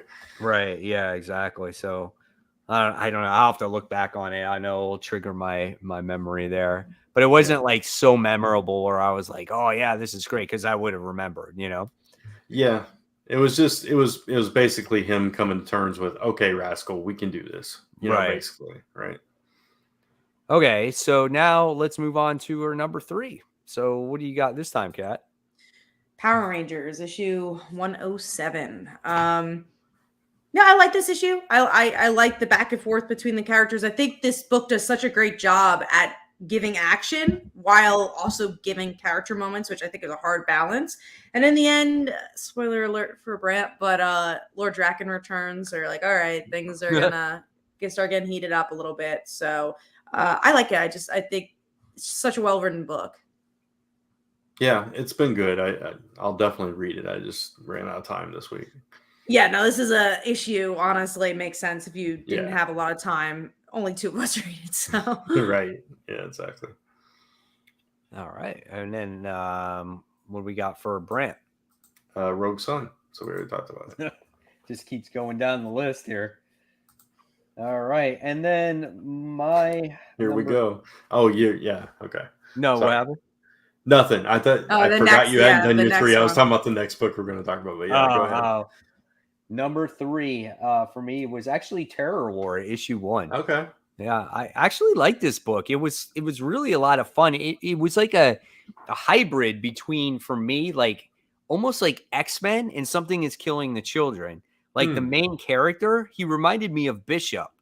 Like big gun, got the eye lit up, ready to go. And then the creatures reminded me of the monsters from Something is Killing the Children. And they come out of people's fear, right? And then these guys are contractors to stop these creatures from terrorizing people or whatnot. And then it looks like they're against a rival gang trying to collect the bounties off of these creatures. And I loved how they introduced the world, the main character, and I also enjoyed the side characters too as well. And I thought the pacing was good, the art was good. Overall, it was a fun comic, and I just can't wait for the next issue. Yeah, I actually really enjoyed it too. It didn't quite make my top 5, but I did like it a lot, and I thought the art was really nice. Those big creatures, it's kind of like some of them are scary looking, some of them are really goofy looking, and it's weird that the things that people are afraid of. And I thought it was a solid first issue, and it got me hooked to want the second issue for sure. Right. Answer to this question: is there multiple chats you guys are looking at? Yes. So we have. This stream is on my channel, Comic Book Corner 2.0, and then it's also on Comic Book Weekly's YouTube channel. So it's on both. So you can have both tabs going, but like I said, like we say, we try to highlight as many comments as we can. Yeah. But yes, if you want to have 2 tabs open or whatever the case may be, go for it so you can see every chat that's going on or every comment that's going on. It's also on Mike's Facebook group.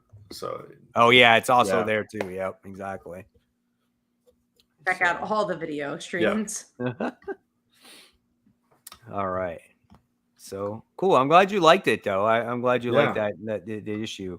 And it's definitely worth a next one. I'm curious to see the direction that it goes and learning more about these particular creatures on how they started to form, right? Right. All right. So then let's move on to now it's Nightwing, issue 103. So complicated. It was complicated because there's a little part I did like seeing Donna and Starfire and I don't forget who else was there. Wonder Woman. It was Batgirl. Batgirl too. Yeah. I like seeing their interaction. I'm like, that was a lot of fun. But then everything else I'm just like, I just don't care as much for. And I just feel like I keep going back to what's that, and also like what's the overall goal? Like what's the every story, the 101 writing rule is after every scene, what does that character want? I don't know what anyone wants in this book. Protect the child. That's it. But I guess. Yeah, they're little jaunt in hell was like so easy. Oh. It's like, and it was like a filing mission. They just had to go raid a filing cabinet. It was so weird But and what so about that last random. page? What was the last page? Remind me. Oh, his superpowers. He has to- Oh superpowers yeah, now. the new He's giving him, granting him. He's like, "How would you like to have all these superpowers so you can do Yeah. that?" Do you actually think that Nightwing is going to take those powers? No, of course not. No. Like, why would you even hand Yeah. that crappy cliffhanger? I don't like the limbo thing or their version of hell or whatever it is. I don't like how it's become a Teen Titan, or I keep saying Teen Titans, a Titans book. I don't like that. There's too many characters. No character gets to shine anymore. Like at least it did in the actual real Titan, like in Nightwing before. It's just not the same book. Yeah. I wouldn't mind like if one of the Titans showed up every now and then and they had a little adventure, like you'll get the reference, like with Tigra and Moon Knight, just in and out, do their thing. Yeah, that would make more sense to me, but it is just a Titans book. Right. Or even what they did before. What they did before wasn't even that bad. Like he had Flash show up every once in a while, or he had somebody he did have someone from the Teen Titans show up in the past, or his extra people in the comic was Babs. Like she was in there, right? That was an extra character. It's just, I don't feel like you need all these characters in that comic right now. Yeah. But it's honestly muddy. go on. I was just saying it's muddying the waters. Go ahead. Yeah. I think it's really interesting because from what it seems, obviously we don't know what the sales are, but like when you look at an Amazon list and stuff like that, this book sells really well digitally. And I'm curious to see like what audience that is and what who is really enjoying Nightwing. And obviously I'm not saying they shouldn't be enjoying Nightwing, but the book is selling really well still. Yeah. I mean, hey, that's great. I'm glad people are still buying it. And hopefully it does get better. But I don't know that with this particular arc, it's too much. It's just too much, man. Yeah, and it's just not as entertaining as I would like it. This whole smiling man and Neuron and all that, I just don't care about it.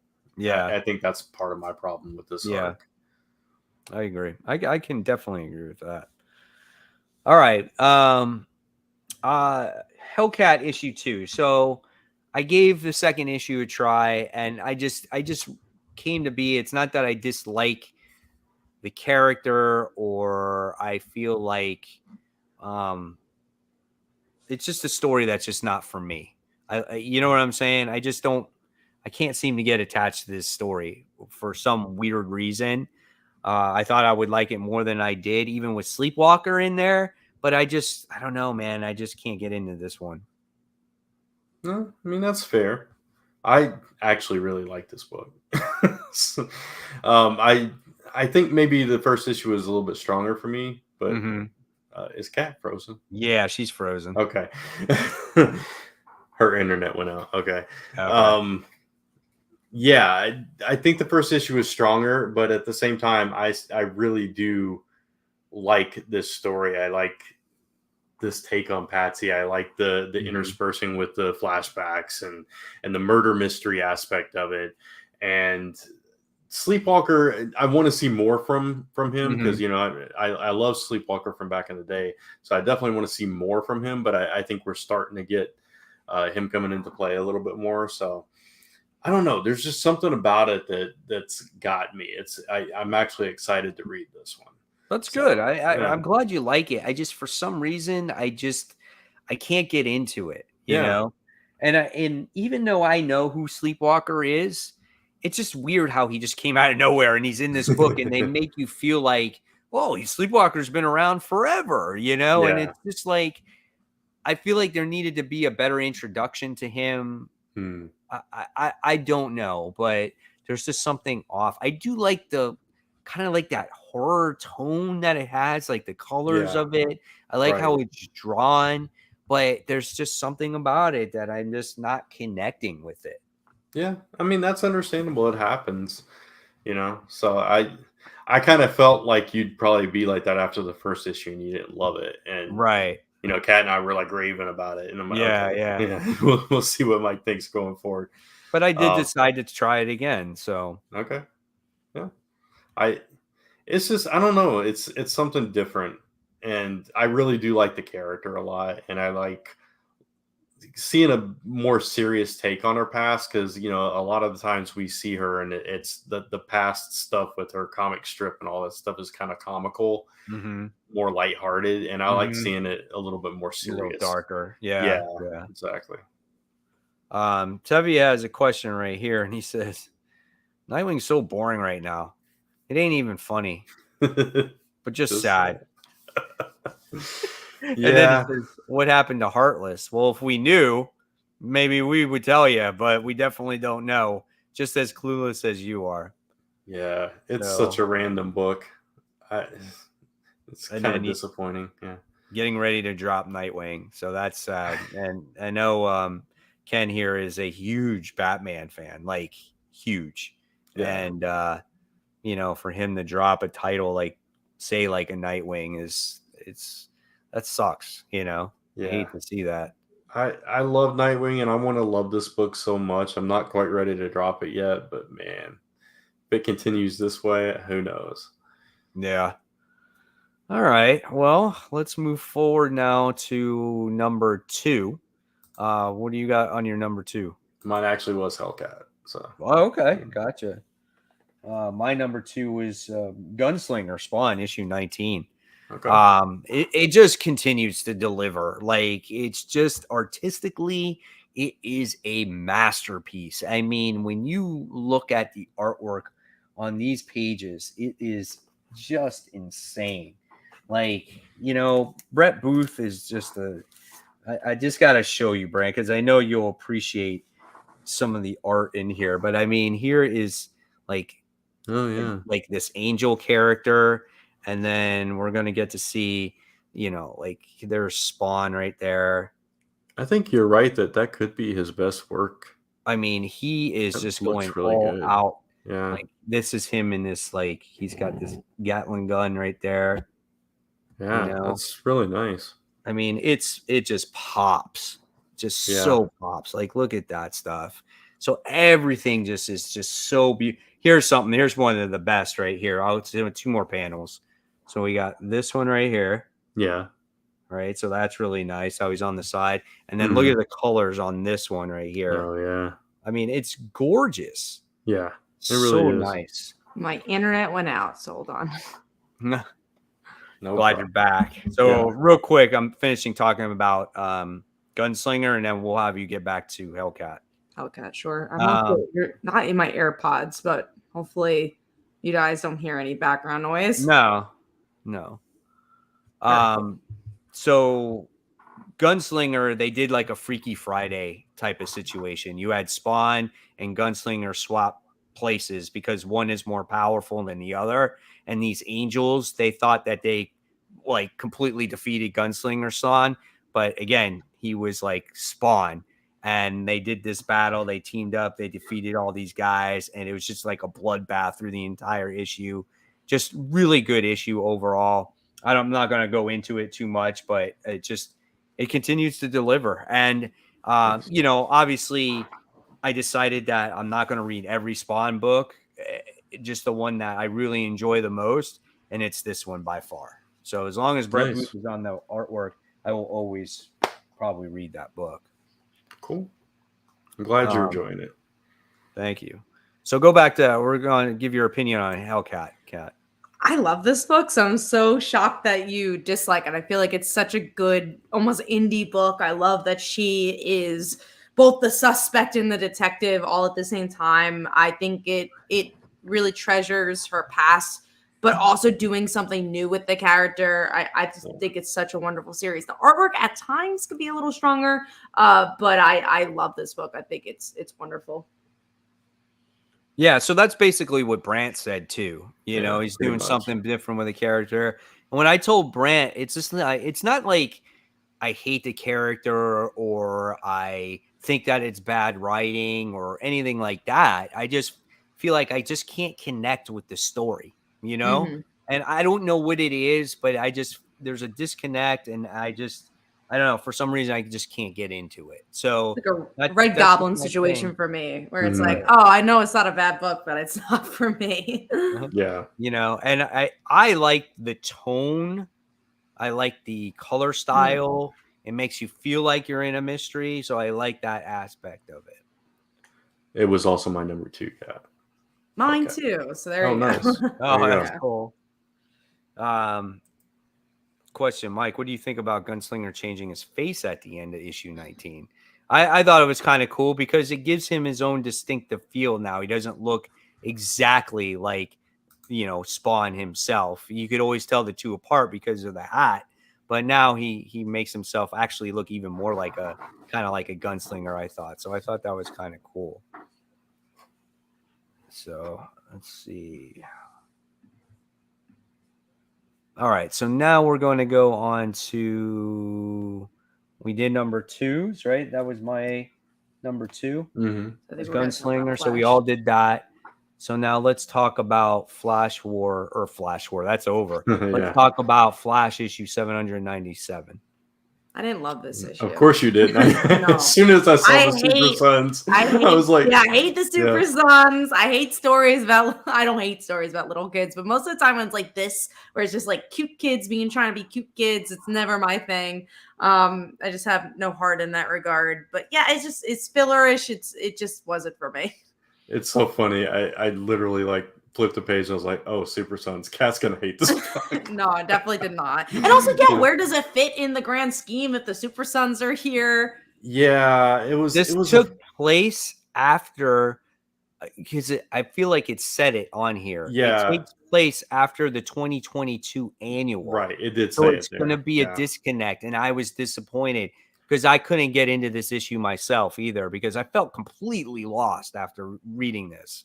Yeah, it's like I was familiar with some of it from the Super Sons stuff, but like it was so random, and so like you said, it was very filler. And after the fantastic story that we had just gotten, it was like, oh, this is how we're gonna wrap up this run. I think we got 2 more issues left. Yeah, so. It was a little underwhelming. So I mean, it was fine. You know, it was at least fun in parts, but it wasn't what I was hoping for. So. Absolutely. All right, and then we talked about Terror War, so now we'll move on to our number 1. Mine was the Punisher. Mine was the Punisher. Mine was the Punisher, of course. Yeah, we predicted it when we talked about it. So, all right, so let's move on now with Brant. You'll be talking about the most anticipated. Yeah, and I didn't answer this question before we do that. How do you guys get to your local comic book store on Wednesday before the hot books sell out? Pull lists. I mean, I go honestly in the morning anyways. Like I go when my store opens up, but if you can't go there on a Wednesday, like most stores will just pull the book for you. I like stuff I'm like, I absolutely can't miss this, or like a cool cover or whatever. I still get through DCBS. And then I just go when I go. I don't try to beat the rush and all that. So I actually go to the shop right when they open. I leave and I'm there immediately, so I don't miss out. Not on the new books. I'm not worried about the new books because I put in books on the FOC first of all. And the books that come out today, there's enough of them for me to pick up. So I'm not really worried about those. What I worry about is like the books that are behind the counter that I always pick up, like the back issues or maybe a slab or whatever it is. So, because that stuff sells really quickly. So that's what I worry about. Makes sense. Okay. So go ahead, Brant. Yeah, so I didn't realize that Mike and I have the exact same top 3. Oh, do we really? That's okay. Yeah, I was putting mine together like just a few minutes ago, and then I was like, oh. Oh, that is hilarious. Yeah, I was going back. It's kind of funny. I was going back and forth about my number 3, and then I saw Strange Academy. I was like, oh, I got to put that on there. And then I was like, oh. But anyway, let's talk about cats, since you and I have the same exact list, Mike. So let's talk about cats. Your number 3 is Local Man, which we're all reading, all enjoying. So. Phenomenal book. I love it. Every issue is so wonderful and unpacks its mythology really well. The art's good. Yeah, nothing but good things. Yeah. And then your number 2, which is Mary Jane and Black Cat, number 5, was the one I was like teetering on before I saw Strange Academy. This is the final issue finally, and it's going to be sad to see it go. I really like them together. Supposedly Mike said there's going to be another series of this, so that's wonderful. Cool. And I love this book, and it's another great Marvel series that puts character first, and I'm just curious how it ends, because supposedly this is going to connect to the actual Amazing Spider-Man series in some shape and form. Nice. Mm-hmm. Yeah, I just want to answer this real quick. Mike and Kat are on East Coast. I'm in Central. Yep. All right. Well, not too much of a time difference, at least. No, just I'm an hour behind you guys, so it's only 11:27 here. All right, let's go with. I kind of forget about that you start at 9 o'clock and we start at 10. Yeah. All right, that is interesting. We're like after midnight over here. Right. I know. So, I try to be respectful of your time, except tonight. But anyway, so I already mentioned it like 3 or 4 times. Strange Academy, last issue. So sad to see this book go, but man, I can't wait for this battle. So. I know. I am looking forward to it. I'm sad that it's ending. I'm hopeful that we will, get something else from these characters in the future. That's what I'm scared of. I hope that these characters were not created so we don't see them ever again. They're too good of a bunch of cast of characters not to see them again. So hopefully Scotty Young does come back and writes them again. If not, then maybe, I don't know. He needs to be the one that writes them. I can't see anybody else writing them. Yeah, it's like all the Runaways characters except for Nico. Nobody did anything with them for a long time, and then finally we got him back. Yeah. Okay, you're back. What? I heard you. Okay. No, yeah, you froze. I think only on your side, because I was. Maybe on my end you froze, Brent. Okay. Anyway, it doesn't really matter. Anyway, so I was just saying that, the Runaways characters is very similar. So I agree with you. I hope they do something with them. All right, let's talk about World Tree. Number 1, it was delayed a week. Finally, we're getting this book. 2 weeks. Hopefully, 2 weeks. Sorry. 2 weeks. Hopefully, we're getting this book, and hopefully it is good. After all that hype and disappointment. So, from what I heard, this one, Strange Academy Miles Morales is coming out in July. Oh, really? I didn't hear about that. I didn't either. Huh. Okay. We don't really look at the solicits. So. Yeah, that's interesting. Okay, I was not expecting that. Cool. So you were going to say something about World Tree, Mike? World Tree. I heard that this book was really good. Because some people did get it. Did sell it to them. Yeah. And people that read it really enjoyed it. So I'm kind of excited for it. Nice. I'm interested. I've never really been able to get into a James Tynion indie title. Granted, I've only read like something Killing Children probably would be up my alley, but I only read that first issue. Didn't like that nice lake, whatever it's called, Nice House on a Lake. Didn't love the Department of Truth. Didn't really like, what other books did he have? Here's another one. There's another big one. Something is Killing the Children. There's another one after that. Department of Truth. You said the other one. Maybe I'm misremembering, but yeah, none of them really did it for me. So I hope I like this. I liked his Batman run, so we'll see. Yeah, I like Something That's Killing Their Children. I got to catch up on that book. That first volume was so good. But no, I get that. The rest of it, I still haven't read the final issue of Nice House on the Lake. I don't think. No, you don't need. Who cares? That book lost so much momentum. Like The I'm closet guessing was because it was a DC book, and he's like, I'd rather focus on the things I'm gonna make money on. Oh, the Blue Book. Yeah, Blue that's that Book. UFO story. Yeah, The Closet was that little mini series. Closet The was another Closet one I one. couldn't get into. No, man, I love The Closet. I thought I that couldn't was get into good. that. It I was read the okay. first issue and didn't love that. This Creepy is as hell. This is funny. Spider-Man 2099 said, Mike, some of your covers on your videos you promote are expensive on eBay. Side story, I found out some of my books are on, all my books are on eBay. And I'm like, but I'm Really? not selling them. Yeah. Wow.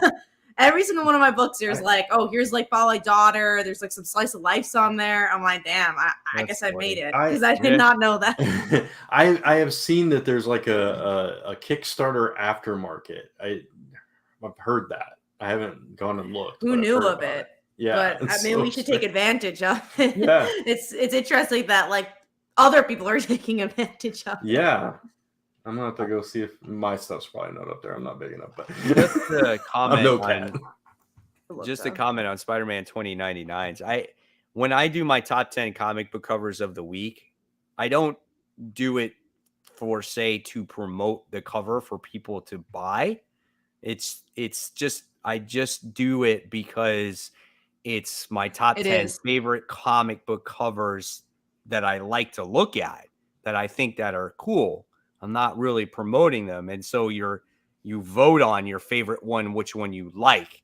But if you decide to go out there and try to buy it, that's on you. You know, I'm not sitting there saying, hey, go buy this. So the books that I will show you is from my sponsor, from Mutant Beaver Comics, that I just show quick images of, which those are variants, but you can go on their site and buy it. But yeah, a lot of the covers I show are obviously like some of them are 1 in 25s or 1 in 50s or whatnot. So yeah, those people, you get them on eBay, they're going to be well expensive for sure. Update on Brant's books. They're also on eBay. are they? Brant, Yeah, Last Ember's on there, I've made Pneumatic it. Cases. What's Wow. interesting too is like my comic shop is selling it. So one thing Yeah. I definitely noticed is that I have a friend who I used to see at the comic store every week, and then she moved to Florida, and we're friends on Facebook. And she messaged me, and she's like, "Oh, I was at the comic shop in Florida, and look what I saw." And it was like Fall Like Daughter back issues, and I'm Nice. like, "That's so crazy." So with yours on the eBay thing, it looks like it's back issues that they're selling, like from my comic shop, which is like a popular store. Yeah. It's so crazy how those things happen. It's so crazy. Yeah. That's wild. I had no idea. Funny stuff. All right. Last book we got to talk about is all our number ones, which is Green Arrow number 1. I'm Yeah. so excited for this book. I've been excited for months for this one. You can tell me most anticipated book for the month, the year. This is on it. I love the Green Arrow family. Joshua Williamson did such a good job on Robin. I've heard great things about this issue. I'm stoked. Yeah, and we've already seen him write somebody in that family too with Connor Hogg. Yeah, I'm so stoked for this. I can't wait, and I hope it lives up to the hype that I've got built up in my head for it. Yeah, I mean, Kat and I talked about it earlier, Brant, before you came on, how they extended the series from 6 issues to 12, and how like it's about time that DC recognized that this series needs some love. I just think we need more characters, and it's been overdue. So I don't blame everybody for being excited for this comic book, and I can expect this one to probably be, a top seller of the week for sure. Yeah. I looked on Comixology before because I was curious about this version of Comixology. I was curious what's like the best sellers for like digital books, and Green Arrow is number 2 right now. So it looks like it's selling very well digitally. Very cool. That's pretty cool. Yeah. I'm curious. I'm gonna look at like League of Comic Geeks real quick. I'm gonna see how many people pulled it. Yeah, how many people pulled it. I'm so curious on that. Let me just pull it up there.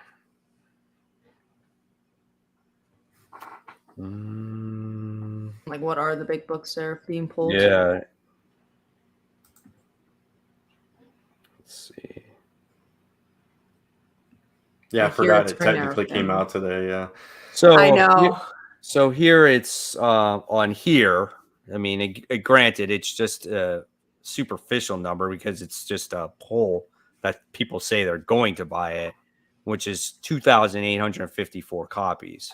So that's not breaking any numbers, but still, you know, Sucks that you don't get numbers anymore because of the whole diamond situation. You actually I know. don't That's really know how many books I are being hate sold. I hate that so much. Yeah. Yeah.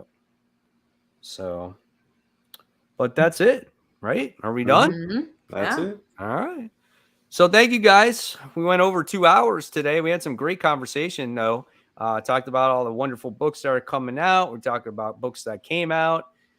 Yep. So we're going to do it all over again next week. And of course, guys, if you love what you're hearing or seeing, make sure you subscribe to Comic Book Weekly and Comic Book Corner 2.0. Make sure you like the video, the podcast, whatever you want to call it. Then hit that bell so you don't miss us for when we do go live. And then, of course, guys, follow us on Facebook, Twitter, Instagram, YouTube, and all the other social media stuff. And of course, guys, like I said, we'll see you next week. So thanks for watching. Happy New Comic Book Day, everybody.